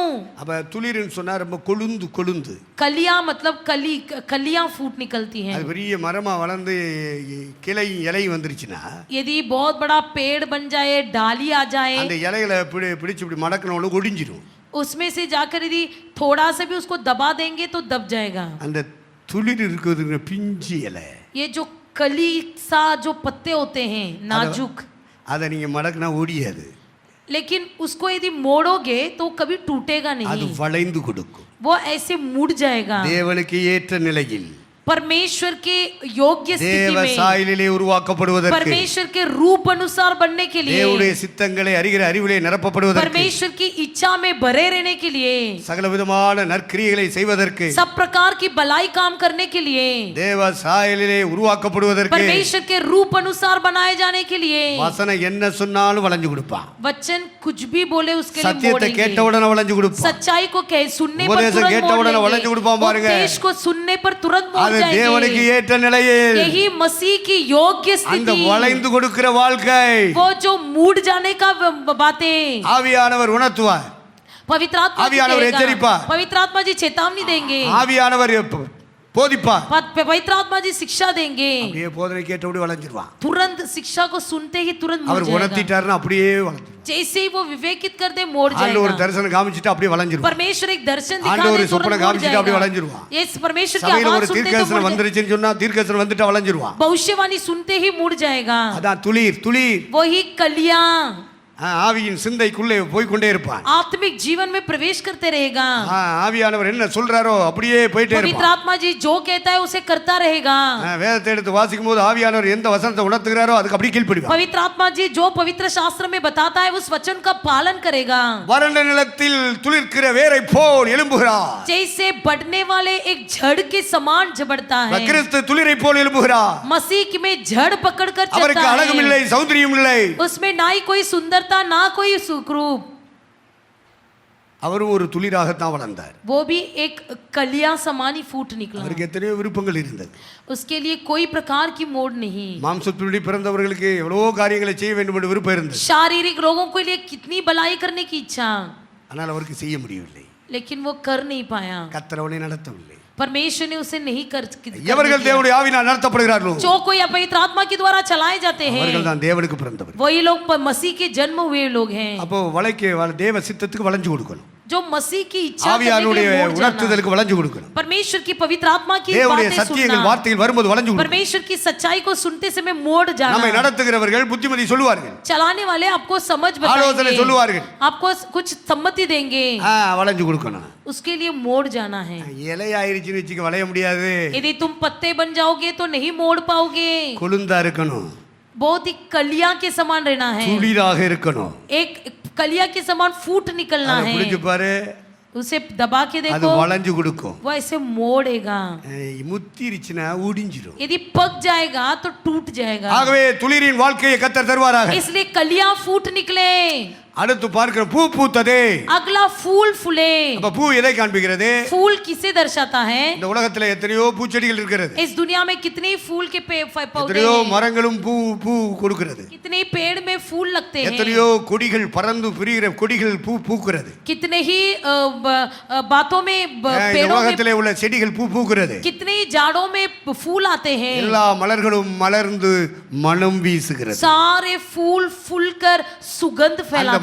மலர்களின் மேல் காற்று வீசின உடனே जैसे ही वो फूलों में हवा அந்த बहती है, மலர்களுக்குள் இருக்கிற மனத்தை அந்த காற்று எடுத்துக்கொண்டு போகும். वो फूल के अंदर जो सुगंध है वो हवा में फैल जाता है। 2 கொரிந்தியர் 2:14 என்ன சொல்கிறான் பவுல்? इसलिए पौलुस क्या कहता है? எங்களை கொண்டு हमारे द्वारा வெற்றி சிறக்க பண்ணி जय पाने के लिए எல்லா இடங்களிலேயும் सारे जगह पर அவரை அறிகிற அறிவின் வாசனையை வெளிப்படுத்துகிற தேவனுக்கு ஸ்தோத்திரம். उसकी जानकारी का सुगंध फैलाने के लिए रखने वाला परमेश्वर को धन्यवाद हो। அப்ப நீங்கள் நானும் எந்த இடத்துக்கு போனாலும் சரி, आप और मैं किधर भी जाए, வேலை செஞ்சாலும் சரி, काम करे या न करे, தொழில் வியாபாரம் எதில் ஈடுபட்டாலும் சரி, काम धंधा करे या न உத்தியோகத்தில் करे, ஈடுபட்டாலும் சரி, या कोई प्रकार का குடும்ப काम, வாழ்க்கையானாலும் சரி, पारिवारिक जीवन भी हो, நண்பர்கள் வட்டாரமானாலும் या சரி, भलाई का मित्र हो, சபை வட்டாரமாக இருந்தாலும் சரி, कलीसिया की समाज हो, ஊழியத்தின் எல்லையா இருந்தாலும் சரி, सेवकाई की समाज हो, எங்களை கொண்டு हमारे द्वारा எல்லா இடங்களிலேயும் सभी जगह पर வெற்றி சிறக்க பண்ணி जय पाने के அவரை लिए அறிகிற அறிவின் வாசனையை வெளிப்படுத்துகிற தேவா, उसकी समझ को, जानकारी को, सुगंध फैलाने वाला परमेश्वर। எந்த இடத்திலும் கிறிஸ்து வெளிப்படுகிறார், किसी भी जगह पर எந்த मसीह இடத்திலும் फैलता சத்தியம் है, வெளிப்படுகிறது, किसी जगह पर मसीह எந்த फैलता இடத்திலும் நற்செய்தி है, வெளிப்படுகிறது, किसी जगह पर उद्धार எந்த फैलता இடத்திலும் है, குமாரனுடைய ஆவி किसी வெளிப்படுகிறார், भी जगह पर पुत्र की எந்த आत्मा இடத்திலும் प्रकट होता பரிசுத்த ஆவி है, வெளிப்படுகிறார், किसी भी जगह पर எந்த पवित्र இடத்திலும் आत्मा தேவனுடைய प्रकट திட்டம் होता है, வெளிப்படுகிறது, किसी जगह पर தேவனுடைய परमेश्वर की தீர்மானம் इच्छा प्रकट வெளிப்படுகிறது, होता है, परमेश्वर का निर्णय पर प्रकट होता है, அவருடைய அறிகிற அறிவு வெளிப்படுகிறது. उसकी समझ प्रकट होता है। இவரே மெய்யான தேவனும் நித்திய ஜீவனுமா இருக்கிறார். यही सच्चा परमेश्वर और अनंत जीवन है। அவராலே அல்லாமல் ஒருவனும் தேவனுடைய ராஜ்யத்துக்குள் इसके பிரவேசிக்க अलावा முடியாது. कोई परमेश्वर के राज्य में प्रवेश नहीं करेगा। அவராலே அல்லாமல் ஒருவனும் பிதாவை காண முடியாது. उसके अलावा कोई पिता को नहीं देख सकेगा। எல்லாம் கிறிஸ்துவே, सब कुछ मसीह, எல்லாம் கிறிஸ்துவின் வழியே सब मसीह के मार्ग। என்று அவரை அறிகிற அறிவின் வாசனை எங்க போனாலும் வீசுமியா. ये समझ सबके अंदर और सभी जगह पर फैलेगी। அப்போ காற்று வீசுகிறது, हवा बहती है, எல்லா மலர்களுக்குள்ளும் இருக்கிற அந்த மனதை மனம் நல் மனம் அது என்ன சொல்றது, அந்த மனதை நற்கந்தம், सभी फूलों के अंदर जो सुगंध होती है, நற்கந்தம் வீசுகிறவர்கள் துர்க்கந்தம் வீசுகிறவர்கள் எல்லார் மத்தியிலே நாங்கள் மனம் வீசுகிறோம். जो सुगंध फैलाते हैं, दुर्गंध फैलाते हैं, सबके बीच में हम सुगंध फैलाते அப்ப हैं। அவரை அறிகிற அறிவு, उसकी जानकारी, சத்தியத்தை அறிகிற அறிவு, सच्चाई की जानकारी, தேவனுடைய ராஜ்யத்தை அறிகிற அறிவு, परमेश्वर की राज्य की அவர் जानकारी, நம்மை பரிசுத்தப்படுத்துகிற அறிவு, उसको पवित्र करने वाली जानकारी, அவர் உண்மையான வாழ்க்கைக்குள்ளே நடத்துகிற அறிவு, सच्चाई जीवन में प्रवेश करने वाली समझ, மரணத்துக்கு பின்னாடி கர்த்தர் நமக்கு தரப்போற வாழ்க்கையை குறித்த அறிவு, मौत के बाद हमको जीवन मिलने वाली है उसकी जानकारी, நித்திய வாழ்க்கையை குறித்த அறிவு, अनंत जीवन के प्रति जानकारी, அவர் அறிகிற அறிவின் வாசனையை வெளிப்படுத்திக் கொண்டு उसकी जानकारी को प्रकट करते समय அங்க போய் சினிமா வெளிப்படுத்திட்டு இருக்காத, वहां पर पिक्चर के बारे में नहीं प्रकट करना है, காமெடி ஆக்டர் சொல்ற டயலாக வெளிப்படுத்திட்டு இருக்காத, कॉमेडी एक्टर का डायलॉग प्रकट मत करो, விளையாட்டு துறையில உள்ளதெல்லாம் போட்டு அங்க போய் பேசிட்டு இருக்காத, जो भी खिलाड़ी दिखाते हैं उस खिलाड़ी के बारे में बातें அங்க मत போய் करो, சினிமாவை பேசிட்டு இருக்காத, वहां पर सिनेमा एक्टर के बारे में बातें मत करो, அரசியல பேசிட்டு இருக்காத, कोई राजनीति के बारे में बात मत அவரை அறிகிற करो, அறிவின் வாசனை उसकी जानकारी के विषय बातें உள்ளிலிருந்து करो, என்னிலிருந்து அவரை அறிகிற அறிவின் வாசனை आपके अंदर और मेरे अंदर से उसकी समझ निकलना है, எங்கே போனால் எல்லா இடங்களிலேயும் जहां भी जाए, कहीं भी जाए, அவரை அறிகிற அறிவின் வாசல், उसकी जानकारी, उसकी समझ हमारे अंदर से प्रकट हो। நித்தியத்தை அறிகிற அறிவின் வாசல், अनंत जीवन की மரணத்துக்கு समझ, பின்னாடி உள்ள வாழ்க்கை குறித்து அறிகிற அறிவின் வாசல். मरने के बाद क्या होने वाला है उसकी समझ। அதான் பூ பூத்ததே, वही फूल फूले, தேவன் தெரிந்து கொண்டவர்கள் மூலமாக இந்த வாசனை வீசும். परमेश्वर के द्वारा छूने गए लोगों के अंदर सुगंध फैलेगी। இந்திய தேசத்தில் உள்ள 140 கோடி மக்களுக்கு நீயும் நானும் தான் வாசனை வீசணும். भारत में जितने करोड़ लोग हैं उनके बीच में आप और मैं सुगंध फैलाना இயேசுவை है। அறிகிற அறிவு நம் மூலமாக வெளிப்பட வேண்டும். यीशु की जानकारी हर एक के अंदर प्रकट होना है। அடுத்து கனி கொடுத்தது. फल देना है, அப்ப அது அவருடைய தீர்மானம் தானே. उनका निर्णय यही है ना। அப்ப தேவன் தெரிந்து கொண்ட கோல் அங்கே ஜீவனை உடையதா இருந்தது. परमेश्वर ने जिस छड़ी को छू लिया தேவன் उसके தெரிந்து अंदर கொண்ட जीवन கோல் था, அங்கே துளிர் விட்டது. वहां पर कलियां में फूट निकली। தேவன் தெரிந்து கொண்ட கோல் பூ பூத்து வாசனை பரிமளித்தது. परमेश्वर ने जिस छड़ी को छून लिया वो फूल फूली இப்பொழுது கனிகளை தந்தது. और अब उसमें बादाम भी लग गया। உடனடியா கனி வந்துடாதியா. तुरंत फल न मिलेगा। நீதியின் கனி धार्मिक फल சகல நற்குணத்திலும் விளங்கும். सारे गुण में प्रकट होता है। ஆவியின் கனி आत्मिक फल 9 குணாதிசயங்களிலே வெளிப்படுகிறது.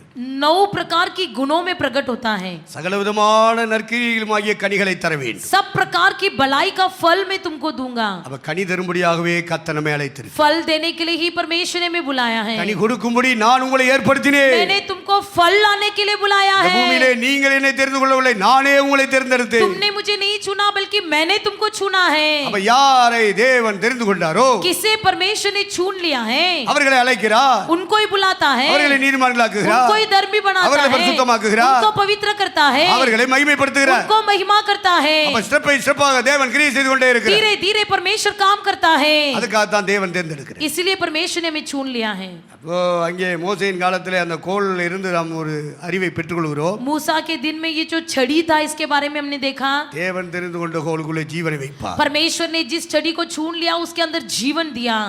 தேவன் தெரிந்து கொண்ட கோலை வளரும்படியாக துளிர் விடும்படியாக செய்வார். परमेश्वर ने जिस छड़ी को छून लिया उसमें खलियां फूट निकली। ஆவிக்குரியவர்களாய் அவர்களை உருவாக்கியே வளர்த்தெடுப்பார். आत्मिक व्यक्ति बनकर बढ़ा देगा, அவர்களை பூ பூக்கும்படி வாசனை வீசும்படி செய்வார். उनके अंदर फूल फूलेगा, इसका मतलब सुगंध फैलाने वाले बनाएगा, கடைசியாக கனி கொடுக்கும்படி வைப்பார். आखिर में फल देने वाला बनाएगा। பூவுக்கு பின்னாடி பிஞ்சு வரும், पहले फूल के पहले कली निकलता है, அப்புறம் காய் வரும், उसके बाद फल आता है, அதுக்கப்புறம் தான் கனி வரும். कच्चा फल आता है, फिर पकता है। கனி உடனடியா வந்துடாது. तुरंत फल नहीं लगता है। நீங்க யாரும் சோர்ந்து போக கூடாது. इसलिए आप कोई उदास मत हो நீங்க जाइए, யாரும் பின்வாங்க கூடாது. कोई पीछे मत हट जाइए। நான் கனி கொடுக்க முடியலையே, मैं फल नहीं दे पा रहा हूँ, சோர்ந்து போகாத. उदास मत हो। வாசனை வீச முடியலையே, मैं सुगंध फैला नहीं पा रहा हूँ, சோர்ந்து போகாத. उदास मत हो। ஜீவன் இல்லாத போல இருக்கே, मेरे छड़ी में जीवन नहीं है, சோர்ந்து போகாத. चिंता मत कर। ஆண்டவர் தேர்ந்தெடுத்த பாத்திரம் நீ. तुम परमेश्वर की द्वारा छूने गए पात्र हो। சாதாரண கோலுக்குள்ள கர்த்தர் இவ்வளவு கிரியைகளை நடப்பித்தாரே. यदि साधारण छड़ी के अंदर परमेश्वर ने इतने काम किए, உனக்குள்ளே எனக்குள்ளேயும் தேவன் ஒவ்வொன்றாய் செய்து கொண்டிருப்பார். तुम्हारे और मेरे अंदर परमेश्वर एक एक काम पूरा करेगा। அது ஆரம்பத்துல புரியாது, शुरुआत में हमको समझ में नहीं आएगा, போக போக தான் தெரியும். धीरे धीरे हमको समझ में आ जाएगा இந்த பூவின் வாசனை. इस फूल का सुगंध। ஆகவே இறை மக்கள், தேவனுடைய திருச்சபை மக்கள், इसलिए परमेश्वर के लोग और इस कलीसिया के लोगों, எடுத்த உடனே நம்ம கனி கொடுக்கணும்னு நினைக்க கூடாது. ये मत सोचो कि मैं तुरंत फल लाऊं। காலங்களிலே கனி வரும். समय में बरोबर समय में फल लाओगे। துன்மார்க்கருடைய ஆலோசனைப்படி நடவாமலும், अधर्मियों के பாவிகளுடைய मार्ग में வழியில் चलते हुए, இல்லாமலும், पापियों के मार्ग में खड़े பரியாசக்காரர் न உட்காரும் இடத்தில் रहते हुए, உட்காராமலும், ठट्ठा करने वालों के बैठने पर கர்த்தருடைய जगह पर வேதத்தில் न बैठते பிரியமாயிருந்து, हुए, परमेश्वर की व्यवस्था पर प्रिय होकर இரவும் பகலும் தியானிக்கிற மனுஷன் பாக்கியவான். दिन रात ध्यान करने वाला व्यक्ति धन्य அவன் है। நீர்க்கால்களின் ஓரமாய் நடப்பட்ட वो மரத்தை போல் झरनों के पास लगे हुए पेड़ों पौधों के தன் समान காலத்தில் रहेगा। தன் கனியை अपने தருவான். समय पर अपना फल देगा। அந்தந்த காலத்துல கனி வருவியா. सब कोई ठीक समय पर फल देगा। சோர்ந்து போகாதயா, चिंता मत करो, பின்வாங்கி போகாத. पीछे मत हट जा, வேதத்தை தொடர்ந்து படிச்சிட்டே இரு. पवित्र शास्त्र को लगातार पढ़ते रहे, கர்த்தர் மேல் நம்பிக்கை வைத்து परमेश्वर पर भरोसा रखकर அவரையே தன் நம்பிக்கையாக கொண்டிருக்கிற மனுஷன் பாக்கியவான். उसी पर अपना भरोसा रखने वाला व्यक्ति அவன் धन्य நீர்க்கால்களின் है। ஓரமாய் நடப்பட்டு वो जो झरनों के पास लगे जाकर மரத்தை போல் இருந்து वो पेड़ पौधे மழை के समान தாழ்ச்சியான रहकर வருஷத்திலும் वो अपने अपने தப்பாமல் ऋतु கனி में கொடுப்பார். कभी फल न झुकाएगा, கண்டிப்பா கனி கொடுப்போம்யா. निश्चय फल दोगे। பரிசுத்த ஆவி ஓடுற பாதையில நம்ம நிக்கணும். पवित्र आत्मा जी जहां पर ஆவியில जाता है நிரம்புற उसी मार्ग में கூட்டத்துக்குள்ள खड़े இரு. रहना। पवित्र आत्मा जी भरने वाली भीड़ में बने நீ ஆவியில रहे। நிரம்பு. तुम भी पवित्र आत्मा में भरो। நீ அந்நிய பாஷை பேசி தேவனை மகிமைப்படுத்து. तुम भी अन्य भाषा में बोलकर परमेश्वर की महिमा करो। கர்த்தர் கனி கொடுக்க வைப்பார். परमेश्वर तुमको फल लाने के लिए रखेगा। வேதத்தை இரவும் பகலும் உனக்கு வாசிக்க டைம் கிடைக்கும் போல வாசிச்சிட்டே இரு. जब भी तुमको समय मिलता है तब तब बाइबल पढ़ो। கர்த்தருடைய வசனத்தை கேட்டுட்டே இரு. परमेश्वर का वचन सुनते रहो। முதியோர் நீதிமான்கள் அவருடைய வாயிலிருந்து வருகிற ஜலம், जो बड़े लोगों के मुंह से निकलने वाला जल, அந்த ஜலத்திலே தேவனுடைய அறிவு புத்தி ஞானம் வரும். उसी जल के द्वारा बुद्धि ज्ञान मिलेगी और समझ मिलती है। ஊழியக்காரர்களோட நெருங்கு, सेवकों के निकट संगति में रहे। மூத்தவர்களோட இறங்கு, बड़े लोगों के संग संगति रखो। அதுவும் தண்ணீர் கூப்பிடப்பட்டிருக்கு. आपका अनुभव को जल कहा गया है। வேதம் தண்ணீர் கூப்பிடப்பட்டிருக்கு. परमेश्वर को जल के रूप में பரிசுத்தாவி தண்ணீர் கூப்பிடப்பட்டிருக்கு. पवित्र आत्मा जल में उतरता கர்த்தர் மேல் है। வைக்கிற நம்பிக்கை, परमेश्वर पर रखने वाली भरोसा, அசைக்க முடியாத நம்பிக்கை, कभी न हिलाने वाली भरोसा। தேவனே எல்லாமே நீர்தாப்பா. हे परमेश्वर सब कुछ तुम இந்த ही பூமியில हो। வாழுங்காலம் அல்ல, सारे काल எனக்கு என் குடும்பத்திற்கு, मेरे लिए और मेरे परिवार के என்னுடைய लिए, உழைப்புக்கு, मेरे என்னுடைய ஆவிக்குரிய வாழ்க்கைக்கு मेरे आत्मिक जीवन எல்லாம் के लिए, நீரே, सबके लिए तुम ही हो। எல்லாம் நீரே सबके लिए तुम ही हो। என்று கர்த்தர் மேல் தன் நம்பிக்கை வைக்கிற மனுஷன் ऐसे பாக்கியவான். अपना भरोसा परमेश्वर கர்த்தரை पर रखने நம்புகிறவன் वाला செழிப்பா. व्यक्ति, परमेश्वर पर भरोसा रखने அவன் वाला உயர்ந்த आराम அடைக்கலத்தில் रहेगा। வைக்கப்படுவான். वो ऊंचे स्थान पर रखा அவன் जाएगा தப்பாமல் கனி கொடுப்பான். और वो कभी फल देने में न चुकेगा। கனி வரும்பியா, निश्चय फल होगा। உடனே வரலன்னு சொல்லி நீ तुरंत சோத்து फल, போகாத, तुरंत फल नहीं हो रहा है बोलकर चिंता मत कर, பின்வாங்காத. पीछे मत हट जा। தெரிந்து கொண்டவர்களுக்குள்ளே चुने हुए लोगों के अंदर ஜீவனை வைக்கிறவர் கர்த்தர், जीवन रखने वाला परमेश्वर, துளிர் விட வைக்கிறவர் கர்த்தர், कलियां फूट निकालने वाला பூ परमेश्वर, பூத்து மனம் வீச வைக்கிறவர் கர்த்தர், फूल फुलाकर सुगंध देने वाला இறுதியாக परमेश्वर, கனிகளை கொடுக்க வைக்கிறவர் आखिर கர்த்தர். में फल देने को रखने वाला परमेश्वर। கண்டிப்பா நீங்கள் நானும் கனி கொடுப்போம். निश्चय आप और मैं फल நீங்கள் என்னை देंगे। தெரிந்து கொள்ளவில்லை, तुमने मुझे नहीं चुना, நான் உங்களை தெரிந்து கொண்டேன். मैंने तुम्हें चुन लिया है। நான் உங்களை அனுப்பவும், मैं तुम्हें भेजूंगा, நீங்கள் போய் கனி கொடுக்கவும் तुम जाकर फल लाओ। ஏற்படுத்தினேன் என்று சொன்னாரே. ऐसे बनाऊंगा करके சொன்னவர் कहा। அப்படியே कहा செய்வார், हुआ परमेश्वर वैसा ही करेगा। அழைத்தவர் அப்படியே செய்வார், बुलाया हुआ परमेश्वर वैसे ही அபிஷேகம் பண்ணினவர் करेगा। அப்படியே செய்வார். अभिषेक किया हुआ परमेश्वर वैसे ही நீங்களும் நானும் करेगा। இந்த தேசத்திலே கனி கொடுக்கிறவர்களாய் மாறுவோம். आप और मैं इस दुनिया में फल देने वाले அவருடைய ஆவியானவரே बनेंगे। அந்த பாதையை நடத்த उसके போகிறார். पवित्र आत्मा जी हमें उस रास्ते में चलाएगा। ஆரோனுடைய கோலுக்குள்ளே நடப்பித்த அதே கிரியை जो हारून की चड़ी के अंदर हुआ वही உங்களுக்குள்ளே अनुग्रह। நற்கிரியை தொடங்கினவர் तुम्हारे अंदर भलाई का क्रिया किया இயேசு हुआ கிறிஸ்துவின் परमेश्वर। வரும் நாள் பரியந்தம் मसीह का समझ आने के दिन அப்படியே तक நடத்தி தருவார் என்று நம்பி वैसा இருக்கிறோம். ही पूरा करेगा। எல்லாரும் எழுந்திருப்போம். हम सब खड़े हो जाएंगे। நாம் இப்பொழுது ஜெபிக்க போகிறோம். अभी हम प्रार्थना करने वाले हैं। உங்களையும் என்னையும் கர்த்தர் தெரிந்து கொண்டார். आपको और मुझे परमेश्वर ने चुन लिया है। நாம் சும்மா இந்த ஸ்தலத்துக்கு வரவில்லை. हम केवल नाम के लिए यहाँ पर नहीं आए हैं। கர்த்தர் சும்மா கொண்டு வந்து இந்த கூட்டத்தோட சேர்க்கல. आपको व्यर्थ में इस मंडली में नहीं ले आया है। ஆண்டவர் சும்மா கொண்டு வந்து ஊழியக்காரங்களோட நம்ம இணைக்கல. परमेश्वर आपको व्यर्थ में सेवकों से संगति नहीं किया है। அவருடைய தீர்மானம்னு ஒன்று இருக்கு. परमेश्वर का एक निर्णय है। உங்களை குறித்து என்னை குறித்து பரலோக தேவனுக்குள்ள ஒரு தீர்மானம் இருக்கு. आपके और मेरे प्रति स्वर्गीय परमेश्वर का एक निर्णय है। அவருடைய அழைப்புன்னு ஒன்று இருக்கு. उसकी एक बुलावा है। அவருடைய ஏற்படுத்துதல்னு ஒன்று இருக்கு. उसका एक नियुक्तपन है। கர்த்தரே நம்மை நடத்தி கொண்டு வருகிறார். परमेश्वर ही हमें चलाते आ रहा है। நாமாக வரவில்லை, हम खुद होकर नहीं आए யாரும் हैं। அழைத்து வரவில்லை, किसी ने हमको बुलाया भी नहीं है। அவர் தெரிந்து கொண்டார். वो खुद हमें चुन लिया है। தேவன் தெரிந்து கொண்ட கூட்டம். परमेश्वर हमें चुन लिया हुआ भीड़ है। உன்னை இந்த பூமியில யாரும் தேர்ந்தெடுக்காவிட்டாலும் பிரச்சனை இல்லை. भले तुम्हें इस दुनिया में कोई भी चुन न लिया गया हो, कोई मतलब नहीं। தேவன் உன்னை தெரிந்து கொண்டார். लेकिन परमेश्वर ने तुझे चुन लिया है। அவர் இந்த பூமியிலே உன்னை நடத்துவார். तुझे परमेश्वर इस पृथ्वी में चलाएगा। மரணத்துக்கு பின்னாடி உன்னை தொடர்ந்து நடத்துவார். मरने के बाद भी तुझे चलाएगा। தலைமுறை தலைமுறையாக அவர் நம்முடைய தேவன். पूरे वंश वंश तक, पीढ़ी पीढ़ी तक वो हमारा परमेश्वर है। ஜீவன் இல்லாத ஒரு வாழ்க்கைக்குள்ள இருக்கிறாயா? क्या तुम्हारे अंदर जीवन नहीं கர்த்தர் है? உனக்குள்ளே ஜீவனை வைக்க போகிறார். तुम्हारे अंदर परमेश्वर जीवन रखने वाला है। துளிர் விடா முடியாத ஒரு வாழ்க்கையில் இருக்கிறாயா? क्या तुम्हारे जीवन में कलियां फूट नहीं निकली है? உன்னை துளிருள்ள வாழ்க்கைக்குள்ளே நடத்த போகிறார். तुम्हारे जीवन में कलियां फूट निकलेगी। வாசனை வீசாத ஒரு வாழ்க்கைக்குள்ள இருக்கிறாயா? क्या तुम अभी तक अपने जीवन में सुगंध नहीं फैलाए हो? கர்த்தர் வாசனை வீசும்படியாக கர்த்தர் உன்னை உபயோகப்படுத்த तुम्हारे போகிறார். जीवन में सुगंध फैलाने के लिए परमेश्वर तुम्हारा उपयोग करेगा। கனி கொடுக்க முடியவில்லையே என்று ஏங்குகிறாயா? क्या तुम बड़े चिंतित हो कि मैं फल नहीं दे पाता हूँ?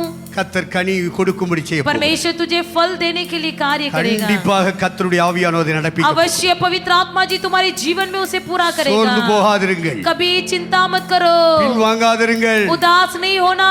இதை நினைத்து நினைத்து பிளவினப்பட்டு போய் விடாதீர்கள். इसे सोच कर निर्बल नहीं हो जाना.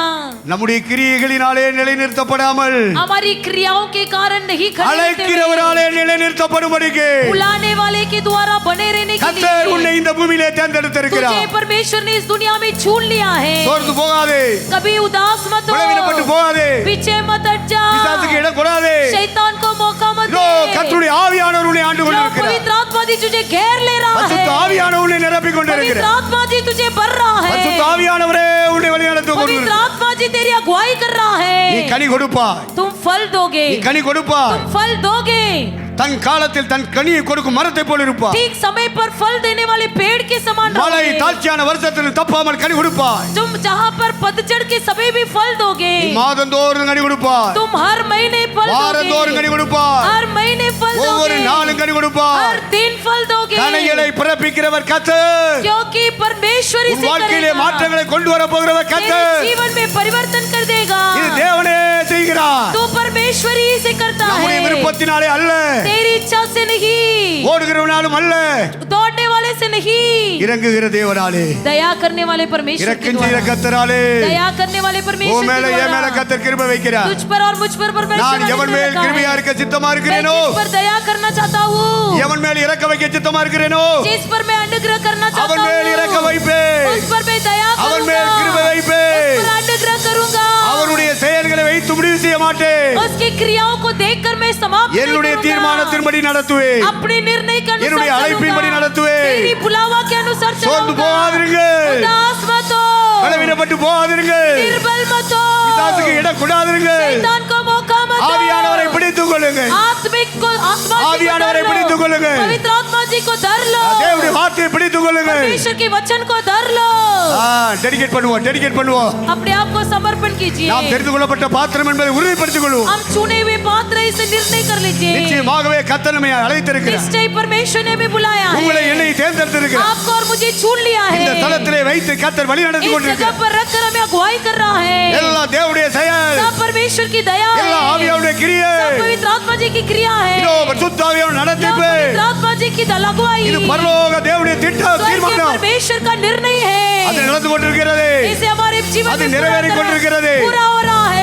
பின்வாங்கிறாதே, पीछे मत हट जा, சோர்ந்து போயிடாதே, उदास मत விலகி हो, போயிடாதே. नीचे मत हट जा. உன்னை உறுதிப்படுத்திக் கொள், अपने आप को स्थिर कर ले. உன்னை இணைத்துக் கொள். अपने आप को संगति में ला. அப்பான்னு கூப்பிடுவோமா? अब्बा के अब्बा। पुकारिए. अब्बा, ஏசப்பா, यीशु अब्बा, என்னை அழைத்தீரே, मुझे बुलाया, என்னை இந்த பூமியில தேர்ந்தெடுத்தீரே. मुझे इस पृथ्वी में चुन लिया. நீங்க தப்பா என்ன நடத்திட்டு இருக்கீங்க? आप ही मुझे चला रहे हो. தொடர்ந்து நடத்துங்கப்பா, आप मुझे தொடர்ந்து चलाइए, நடத்துங்கப்பா. लगातार चलाइए. என்னை ஒப்பு கொடுக்கிற ஆண்டவரே, मुझे अपने आप को समर्पण என்னை ஒப்பு करता हूँ. கொடுக்கிற ஆண்டவரே. समर्पण करता हूँ प्रभु जी. நிச்சயமாகவே என்னை கனி கொடுக்க வைப்பீர். निश्चय मुझ में फल लाओगे. நிச்சயமாகவே மனம் வீச வைப்பீர். निश्चय सुगंधित करोगे. நிச்சயமாகவே துளிர் போன்ற வாழ்க்கையை தருவீர். निश्चय कलियां फूट निकलेगी. நிச்சயமாகவே ஜீவனை வைப்பீர். निश्चय जीवन दोगे. ஆண்டவரே நீ சொன்னபடியே நடத்துங்க ஐயா. हे परमेश्वर तुम जैसा कहा वैसा करो. ஆண்டவரே உம்முடைய வார்த்தையின்படியே ஆகட்டும் ஐயா. आपके वचन के अनुसार होने दो. உம்முடைய ஆவியானவர் எங்களை ஆண்டு கொள்வாராக. पवित्र आत्मा जी मुझे घेर உம்முடைய ஆவியானவர் ले. எங்களை ஆண்டு கொள்வாராக. पवित्र आत्मा जी मुझे घेर ले. எங்களை ஒப்பு கொடுக்கிற ஆண்டவரே, हे प्रभु समर्पण करते हैं. எல்லார் கண்களை மூடுவோம். सबको आंखें बंद कीजिए. நாம் நம்முடைய இருதயத்தை ஒப்பு கொடுக்கிற ஒரு நேரம். हम अपने मन को समर्पण करने का समय. கண்களை யாரும் திறக்க வேண்டாம். कोई भी आंखें मत खोलिए. இதோ ஈசாக்கை பற்றி கர்த்தர் சொன்ன வார்த்தை, ईसा के प्रति परमेश्वर ने कहा हुआ वचन, யாக்கோபை பற்றி கர்த்தர் சொன்ன வார்த்தை, याकूब के प्रति परमेश्वर ने कहा हुआ वचन, இதோ சீசர்களை பார்த்து கர்த்தர் சொன்ன வார்த்தை, चेलों को देखकर परमेश्वर ने कहा हुआ वचन, நான் உங்களை தெரிந்து கொண்டேன், मैंने तुम्हें चुन लिया, நான் உங்களை தெரிந்து கொண்டேன். मैंने तुम्हें चुन लिया है. ஒரு ஆபிரகாமுடைய குடும்பத்தை தேர்ந்தெடுத்தாரே, अब्राहम के वंश को चुन இந்த लिया. பூமியிலே உன்னையும் தேர்ந்தெடுத்திருக்கிறார். इस पृथ्वी में तुझे भी चुन लिया है. ஒரு ஈசாக்கை வழி நடத்தினாரே, ईसा को अगुवाई ஒரு किया, யாக்கோபை வழி நடத்தினாரே. याकूब को अगुवाई किया, நல்ல காரியம் செய்யல, கெட்ட காரியம் செய்யல. अच्छा काम भी किया, बुरा काम भी किया. தேவனே ஒரு தீர்மானம் வச்சு परमेश्वर ने ही अपना निर्णय இந்த के பூமியிலே अनुसार நடத்தினாரே. इस पृथ्वी में अगुवाई किया, ஒரு பிதாக்களாக உயர்த்தினாரே. तुझे पिता बनाया। இந்த மத்தியான வேளையிலே, इस दोपहर के இந்த समय, உபவாச ஜெப நாளிலே, इस उपवास के दिन இந்த में, விசேஷித்த கூட்டத்தின் இந்த நேரத்திலே इस विशेष मंडली में கர்த்தர் உனக்கு சொல்லுகிறார், तुझसे परमेश्वर कहता நான் है, ஈசாக்கை தேர்ந்தெடுத்தது போல, मैं ईसा को जिस याकूबை प्रकार चुन தேர்ந்தெடுத்தது போல, लिया, याकूब को जिस प्रकार ஆபிரகாமை चुन அழைத்தது लिया, போல, अब्राहम को चुन இதோ लिया, நான் உன்னை அழைத்தேன், मैंने तुझे भी बुलाया है, நான் உன்னை நிரப்பினேன், मैं तुझे भरा நான் உன்னை है, தெரிந்து கொண்டேன், मैंने तुझे चुन நான் உன்னை लिया है, मैं ஆசீர்வதிப்பேன், तुझे आशीष करूंगा, நான் उन्हें கைவிட मैं மாட்டேன், तुझे नहीं छोड़ूंगा, நிச்சயமாகவே முடிவு உண்டு, निश्चय समाप्त होगी, நான் உன்னை மனம் மீட்டும்படி செய்வேன், मैं तुझे सुगंधित करूंगा, என்று அறிகிற அறிவு உன் மூலமாய் வெளிப்படும், मेरी समझ तेरे द्वारा प्रकट होगा, என்னுடைய ஆவியானவர் அதை செய்வார், आत्मा जी करेंगे, நீ வெட்கப்பட்டு போவது இல்லை, लज्जित न होगे, நான் உன்னை தெரிந்து கொண்டேன், मैंने तुम्हें चुन लिया, நான் உன்னை தேர்ந்தெடுத்தேன், मैंने तुम्हें चुन लिया है, நான் உன் குடும்பத்தை தேர்ந்தெடுத்தேன், मैंने तेरे परिवार को चुन लिया உன்னுடைய है, கிரியைகளை வைத்து நான் முடிவு செய்ய மாட்டேன், तेरे क्रियाओं को देखकर मैं अन्नत என்னுடைய करूंगा, தீர்மானத்தின்படி உன்னை நடத்தப் मैं போகிறேன், अपने निर्णय के अनुसार चलूंगा, என்னுடைய அழைப்பின்படி நடத்தப் போகிறேன், तेरे मेरी बुलाव के अनुसार என்னுடைய ஆவியானவர் चलूंगा, உன்னை நடத்தி கொண்டு போவார், पवित्र आत्मा जी तुझे चलाएगा, என்னுடைய ஆவியானவர் உன்னை நடத்தி கொண்டு போவார், मेरी आत्मा तुझे चलाएगा, சோர்ந்து போயிடாதே, उदास मत हो, பின்வாங்கிடாதே, पीछे मत हट விலகி जा, போயிடாதே, दूर मत हो जा, இதோ கர்த்தர் உன்னை தேர்ந்தெடுத்திருக்கிறார், परमेश्वर तुझे क्यों चुन लिया है? ஹalleluya, हालेलुया, हालेलुया, हालेलुया, हालेलुया, हालेलुया, हालेलुया, हालेलुया, glory glory glory glory glory glory, आमेन, हालेलुया, हालेलुया, हालेलुया, हालेलुया, हालेलुया, हालेलुया, हालेलुया, हालेलुया, धन्यवाद, धन्यवाद, धन्यवाद, धन्यवाद, ग्लोरी, हालेलुया, हालेलुया, धन्यवाद प्रभु जी, धन्यवाद प्रभु, धन्यवाद प्रभु, आमेन, आमेन, आमेन, आमेन, हालेलुया, हालेलुया, हालेलुया, हालेलुया, हालेलुया, आपकी चुनौती के लिए धन्यवाद प्रभु जी, आपकी बुलावा के लिए धन्यवाद प्रभु जी, आपकी अगुवाई के लिए धन्यवाद प्रभु जी, आपके अभिषेक के लिए धन्यवाद प्रभु जी, आपके उद्धार के लिए धन्यवाद प्रभु जी, ओ हालेलुया, हालेलुया, हालेलुया, हालेलुया, हालेलुया, धन्यवाद प्रभु, धन्यवाद प्रभु, महिमा हो, महिमा हो, महिमा हो, हालेलुया, धन्यवाद प्रभु, धन्यवाद प्रभु, धन्यवाद प्रभु, धन्यवाद प्रभु, परमेश्वर आपका धन्यवाद, हालेलुया, கர்த்தர் நம்மை அவருடைய சபையில கூட்டி சேர்த்திருக்கிறார். परमेश्वर हमें अपने कलीसिया में इकट्ठा किया है, தேவனுடைய பிள்ளைகள் இது தற்செயலாக நடந்த காரியம் அல்ல. ये कोई निर्समय से हुआ नहीं है, இப்படி தாயின் வயிற்றில் இருக்கும் போதே கர்த்தர் நம்மை பெயரிட்டு அழைத்திருக்கிறார். परमेश्वर अपनी माँ के कोख में रहते समय ही हमें नाम से बुलाया है, அதனால தான் கர்த்தர் ஊருக்கு ஒன்றும் வம்சத்துக்கு ரெண்டுமாக தெரிந்தெடுத்து इसलिए परमेश्वर गांव में एक और वंश का दो बनाकर हमें बुलाया है, அவருடைய சமூகத்திலே கூட்டி கொண்டு வந்து उसके सम्मुख में हमें ले आया है, அவருக்கு ஏற்ற பிள்ளைகளாய் பிரியமான பிள்ளைகளை கர்த்தர் நம்மை வளர்க்கிறார். उसके योग्य संतान बनाने के लिए हमें पाल रहा है, கர்த்தரே நம்மை அழைத்தார். परमेश्वर ने ही हमें बुलाया है, கர்த்தரே நம்மை தெரிந்து கொண்டார். परमेश्वर ने ही हमें चुन लिया है, கர்த்தரே நம்மை சபையில சேர்த்தார். परमेश्वर ने ही हमें कलीसिया में इकट्ठा किया है, தேவனுடைய பிள்ளைகள் சபையில சேர்க்கப்பட்டவர்கள். परमेश्वर के लोग जो कलीसिया में जुड़े गए हैं, நம்மை நாமே தாழ்வு மனப்பான்மைக்கு ஒப்பு கொடுக்க கூடாது. अपने आप में कोई प्रकार की नीचा विचार न रखे, மற்றவர்களை பார்க்கும்போது நம்முடைய இருதயத்தில் சோர்வுக்கு இடம் கொடுக்க கூடாது. दूसरों को देखते समय हमारे मन में कोई उदासपन न हो, நானும் தெரிந்து கொள்ளப்பட்ட ஒரு பாத்திரம் தானே. मैं भी चुन लिया गया वो एक पात्र हूँ, என்னில் ஏன் கனி வெளிப்படவில்லை? मुझ में क्यों अभी तक फल नहीं आया है, நானும் தெரிந்து கொள்ளப்பட்ட பாத்திரம் தானே. मैं भी तो चुना गया हुआ पात्र हूँ, என்னையும் கர்த்தர் தான் அழைத்தார். मुझे भी परमेश्वर ने ही बुलाया है, என் வாழ்க்கையில் ஏன் ஒரு விருத்தி இல்லை? मेरे जीवन में क्यों बढ़ोतरी नहीं है, என் வாழ்க்கையில் ஏன் ஒரு முன்னேற்றம் இல்லை? मेरे जीवन में क्यों एक प्रगति नहीं है, கர்த்தர் என்னை கைவிட்டு விட்டாரோ? क्या परमेश्वर मेरा हाथ छोड़ दिया, அவர் என்னை முழுவதுமாய் மறந்து விட்டாரோ? क्या परमेश्वर मुझे पूरी तरह से भूल गया, இப்படிப்பட்ட எண்ணங்கள் உங்களுக்குள்ளே உண்டாகுமே ஆனால் यदि आपके अंदर ऐसा कोई विचार हो, தேவனுடைய பிள்ளைகள் இந்த மத்தியான வேளையிலே इस दोपहर के समय ஒன்றை விசுவாசத்தோடு உள்ளிலே ஏற்றுக்கொள்ளுங்கள். विश्वास के साथ पूरे मन के साथ कबूल कीजिए, ஸ்திரியானவள் தன் கர்ப்பத்தின் பாலகனை மறந்தாலே क्या स्त्री अपने जन्माए हुए बच्चे को भूल सकती है, நான் உன்னை மறக்க மாட்டேன் என்று ஆண்டவர் சொன்னார். लेकिन परमेश्वर कहता है भले वो भूल जाए लेकिन मैं तुमको नहीं भूलूंगा, நான் உன்னை தெரிந்து கொண்ட நோக்கம் உன்னில் நிறைவேறும் வரையிலே मैंने तुझे जो चुन लिया ये मकसद पूरा होने तक உன்னை விட்டு நான் விலகவும் மாட்டேன், உன்னை கைவிடவும் மாட்டேன் என்று சொன்னார். मैं ना ही तुझे छोड़ूंगा ना तुझे मैं त्यागूंगा।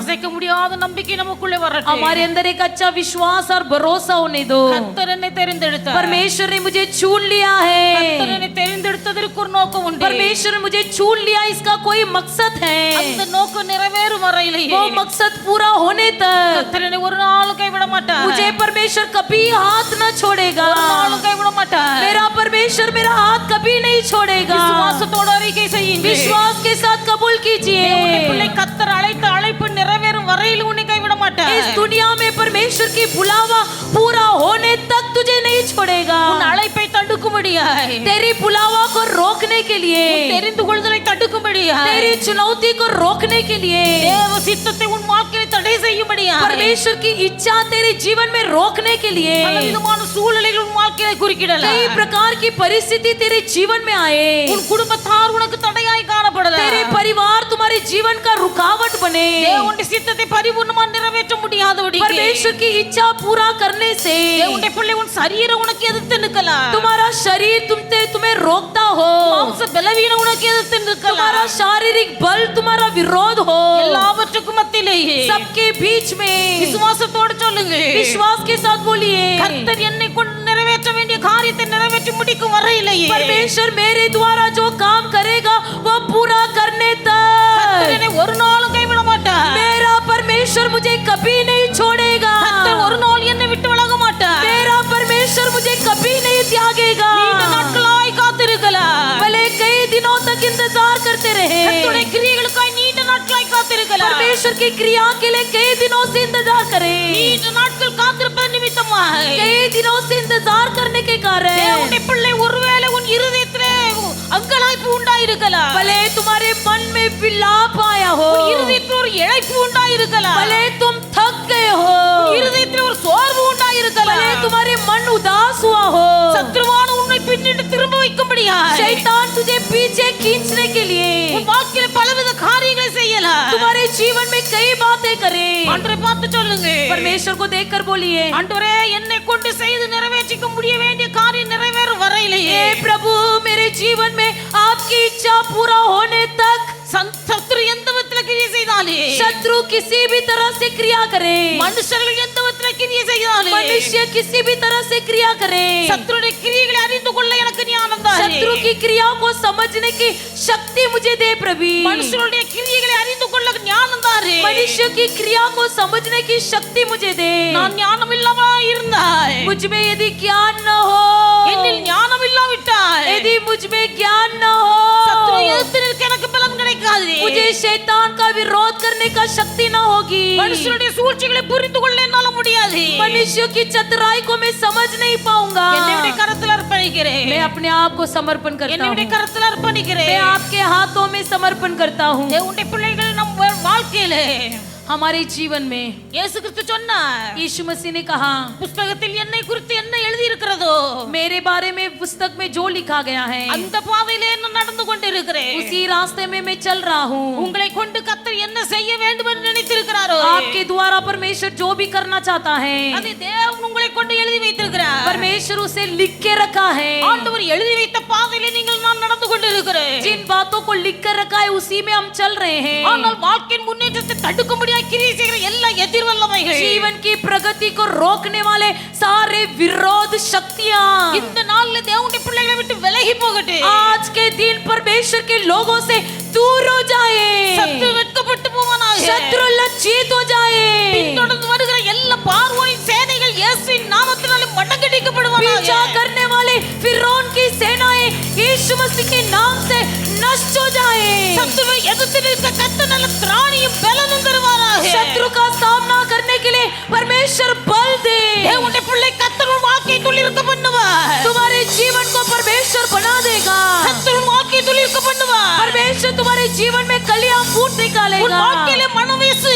तुम्हारे जीवन में सुगंध फैलाओगे। நீ கர்த்தருக்கு என்று கனி கொடுப்பாய். तुम परमेश्वर के लिए फल दोगे। ஆண்டவருடைய அழைத்த அழைப்பு, परमेश्वर की बुलावा, தேவனை தெரிந்து கொள்வதில் ஒரு நாளும் மாறாதவைகள். परमेश्वर की चुनौती कभी नहीं बदलेगी। ஆண்டவருடைய கர்த்தர் தம்முடைய சித்தத்தை உங்கள் வாழ்க்கையில பரிபூர்ணமாக நிறைவேற்றி முடிப்பார். जो भी पवित्र आत्मा जी ने ठान लिया है उसे तुम्हारे जीवन में पूरा करेगा। ಎಲ್ಲರೂ ಕರ್ತನಿಗೆ ಸ್ತೋತ್ರಿಸುವೆ सब परमेश्वर को धन्यवाद करेंगे। ಎಲ್ಲರೂ ಕರ್ತನಿಗೆ सब ಸ್ತೋತ್ರಿಸುವೆ परमेश्वर को धन्यवाद करेंगे। ಎಲ್ಲರೂ ಕರ್ತನಿಗೆ ಸ್ತುತಿಸುವೆ सब परमेश्वर की स्तुति करेंगे। ಎಲ್ಲರೂ ಕರ್ತನಿಗೆ ಸ್ತುತಿಸುವೆ सब परमेश्वर की स्तुति करेंगे। சத்து வெக்கப்பட்டு போகட்டே शत्रु लज्जित होने दो। சத்துருடைய கிரியைகள் அழிக்கப்படட்டே शत्रु की क्रियाएं नष्ट होने दो। ஆண்டவர் நம்மை பாதுகாப்பாராக परमेश्वर हमारी रक्षा करे। அப்பா என்னை முழுவதும் அர்ப்பணித்தேன் உயிரோடு இருக்கும் நாளெல்லாம் உமக்கு சொந்தமையா அப்பா என்னை முழுவது அர்ப்பணித்தேன் ஐயா உயிரோடு இருக்கும் நாளெல்லாம் உமக்கு சொந்தமையா அர்ப்பணித்தேன் நான் அர்ப்பணித்தேன் என் ஆவி ஆத்மா சரீரை அர்ப்பணித்தேன் என் ஆவி ஆத்மா சரீரை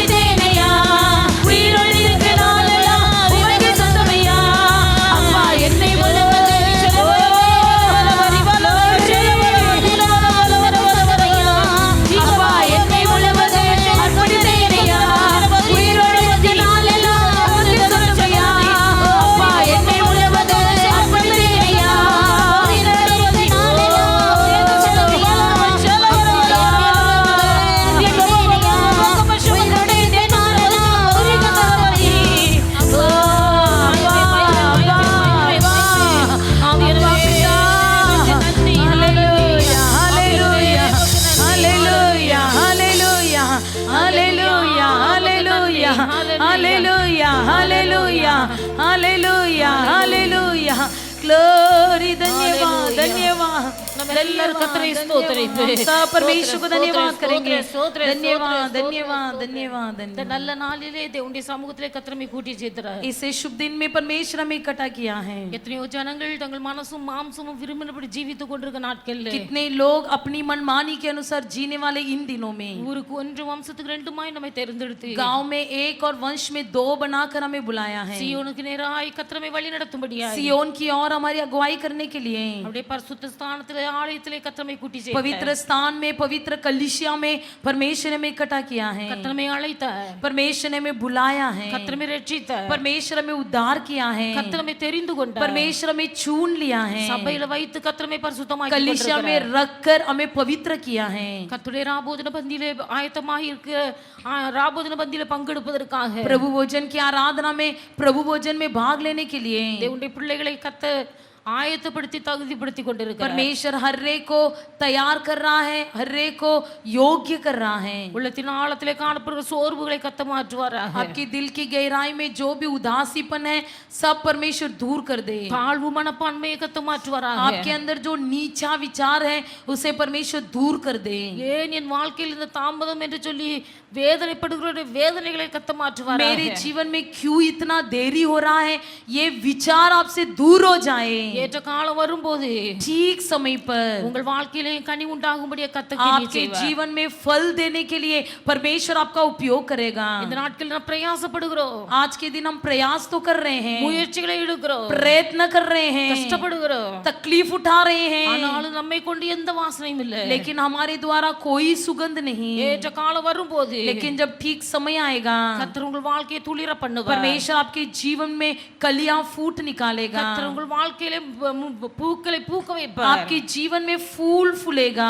அந்த பூவின் வாசனை எல்லா இடமும் கடந்து वो போகும். फूल का सुगंध सारे जगह में फैलेगा। ஏற்ற காலம் வரும்போது கர்த்தர் உங்கள் வாழ்க்கையிலே கனிகளை தருவார். ठीक समय पर परमेश्वर तुम्हारे जीवन में फल देगा। அநேகருக்கு ஆசீர்வாதமான பாத்திரமாய் கர்த்தர் कई மாற்றுவார். लोगों के लिए तुम आशीष के पात्र बनोगे। ஆனபடினால கால தாமதம் ஆகிறது என்று நினைத்து इसलिए देरी हो रहा है बोलकर உங்களுடைய பிள்ளைகள் எதை குறித்தும் கவலைப்படக்கூடாது. परमेश्वर के लोग तुम किसी भी बात की चिंता मत करो। விசுவாசத்திலே உறுதியாய் இருங்கள். विश्वास में स्थिर रहो, நம்பிக்கையிலே தைரியமாய் இருங்கள். भरोसा में ट्रूड रहो। கர்த்தர் ஒவ்வொருவரையும் ஆசீர்வாதத்தின் பாத்திரமாய் வரைந்திருப்பார். परमेश्वर आप हर एक को आशीर्वाद का पात्र बनाएगा। எல்லாரும் கர்த்தரை हम ஸ்தோத்திரித்து सब धन्यवाद करेंगे। धन्यवाद धन्यवाद धन्यवाद धन्यवाद धन्यवाद। மாலை 5 மணிக்கு நடக்க இருக்கிற ஆராதனை கர்த்தர் ஆசீர்வதிக்கும்படியாக शाम को 5 बजे होने वाली आराधना को परमेश्वर आशीष करने के लिए உங்களுடைய பிள்ளைகள் நம்ம எல்லாரும் கர்த்தரை ஸ்தோத்திரித்து हम सब परमेश्वर को धन्यवाद करेंगे। धन्यवाद धन्यवाद धन्यवाद धन्यवाद। கர்த்தர் நமக்கு தந்திருக்கிற இப்படிப்பட்ட இலவசமான நாட்களை परमेश्वर हमें दिया हुआ इस मुफ्त में दिया हुआ इन दिनों को உங்களுடைய பிள்ளைகள் அசட்டை பண்ணாதபடிக்கு परमेश्वर नहीं ठुकराते हुए ஆண்டவருடைய சமூகத்தில் வருவதற்கு விருப்பம் இல்லாமல் காணப்படாதபடிக்கு परमेश्वर के सम्मुख में आने की इच्छा न रखते हुए தாகத்தோடு வாஞ்சையோடு எதிர்பார்ப்போடு கர்த்தருடைய சன்னிதானத்தில் கடந்து வர बड़े प्यासा के साथ बड़ी हाफना के साथ बड़े अपेक्षा के साथ आने के लिए கர்த்தர் ஒவ்வொருவருக்கும் துணை செய்யும்படி हर एक को परमेश्वर साथ देने के लिए நம்ம எல்லாரும் கர்த்தரை हम ஸ்தோத்திரித்து सब परमेश्वर को धन्यवाद करेंगे। धन्यवाद धन्यवाद धन्यवाद धन्यवाद। கர்த்தருடைய வார்த்தை நம்மை தைரியப்படுத்தி கொண்டிருக்கிறது. परमेश्वर का वचन हमें टाढ़स बंधा रहा है। கர்த்தருடைய வார்த்தை நம்மை உருவாக்கி கொண்டிருக்கிறது. परमेश्वर का वचन हमें बना रहा है। இந்த வசனத்துக்காய் காத்திருந்து ஜெயத்தை பெற்றுக்கொள்ள इस वचन के लिए बाट जोकर जय पाने के लिए கர்த்தர் நமக்கு கிருபை தரும்படியாய் परमेश्वर हमें अनुग्रह देने के लिए எல்லாரும் கர்த்தரை हम ஸ்தோத்திரித்து सब परमेश्वर को धन्यवाद करेंगे। धन्यवाद धन्यवाद धन्यवाद धन्यवाद। பிதாவாகிய தேவனை ஸ்தோத்திரித்து पिता परमेश्वर को धन्यवाद करेंगे। धन्यवाद धन्यवाद। குமாரனாகிய இயேசு கிறிஸ்துவை पुत्र यीशु मसीह को धन्यवाद करेंगे। धन्यवाद धन्यवाद धन्यवाद। பரிசுத்த ஆவியானவரை ஸ்தோத்திரித்து पवित्र आत्मा जी को धन्यवाद करेंगे।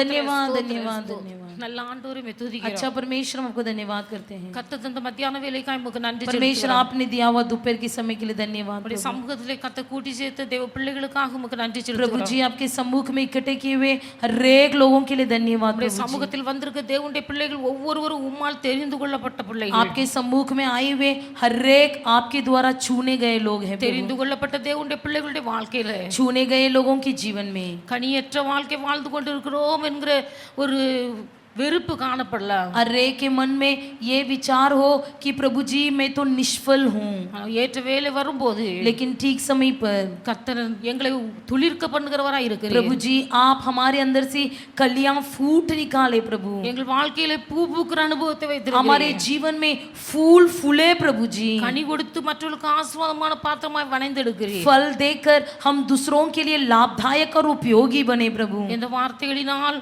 உம்முடைய பிள்ளைகள் தங்கள் ஒவ்வொருவரையும் தைரியப்படுத்திக் கொள்ள इस वचन के द्वारा हर एक को हियाव बांधे प्रभु, சோர்வுகளை விட்டு மனம் திரும்பி प्रभु जी उदासी से दूर हो जाए, உற்சாகமான ஆவி உம்முடைய பிள்ளைகளை ஆட்கொள்ள उत्साहित मन हर एक को घेर लेने दो प्रभु जी। ஆண்டவர் அனுக்கிரக செய்வீராக. परमेश्वर आप अनुग्रह कीजिए, உம்முடைய நல்ல நாமத்தை மகிமைப்படுத்தும். आपकी अच्छी नाम महिमा हो जाए। எங்களை தாழ்த்தி உம்முடைய கரங்கள்ல हमें அர்ப்பணிக்கிறோம். नम्र होकर आपके हाथ में समर्पण करते हैं। ரட்சகர் இயேசுவின் நாமத்தில் ஜெபிக்கிறோம் பிதாவே. उद्धार करता यीशु मसीह के नाम से मांगते हैं प्यारे पिता, ஆமென். आमीन। என் हे ஆத்துமாவே मेरे मन கர்த்தரை को ஸ்தோத்திரி. देने के, என் जो உள்ளுள்ள कुछ மேரி मुझे பரிசுத்த पवित्र நாமத்தை नाम को ஸ்தோத்திரி. देने के, என் हे मेरे ஆத்துமாவே मन को கர்த்தரை देने ஸ்தோத்திரி. के, கர்த்தர் उसकी செய்த किसी சகல का உபகாரங்களையும் नहीं மறவாதே. आमीन। அல்லேலூயா. हालेलुया, அல்லேலூயா. हालेलुया, அல்லேலூயா. हालेलुया। கர்த்தர் உங்களை எல்லாரையும் ஆசீர்வதிப்பாராக. परमेश्वर आप सबको आशीष करे।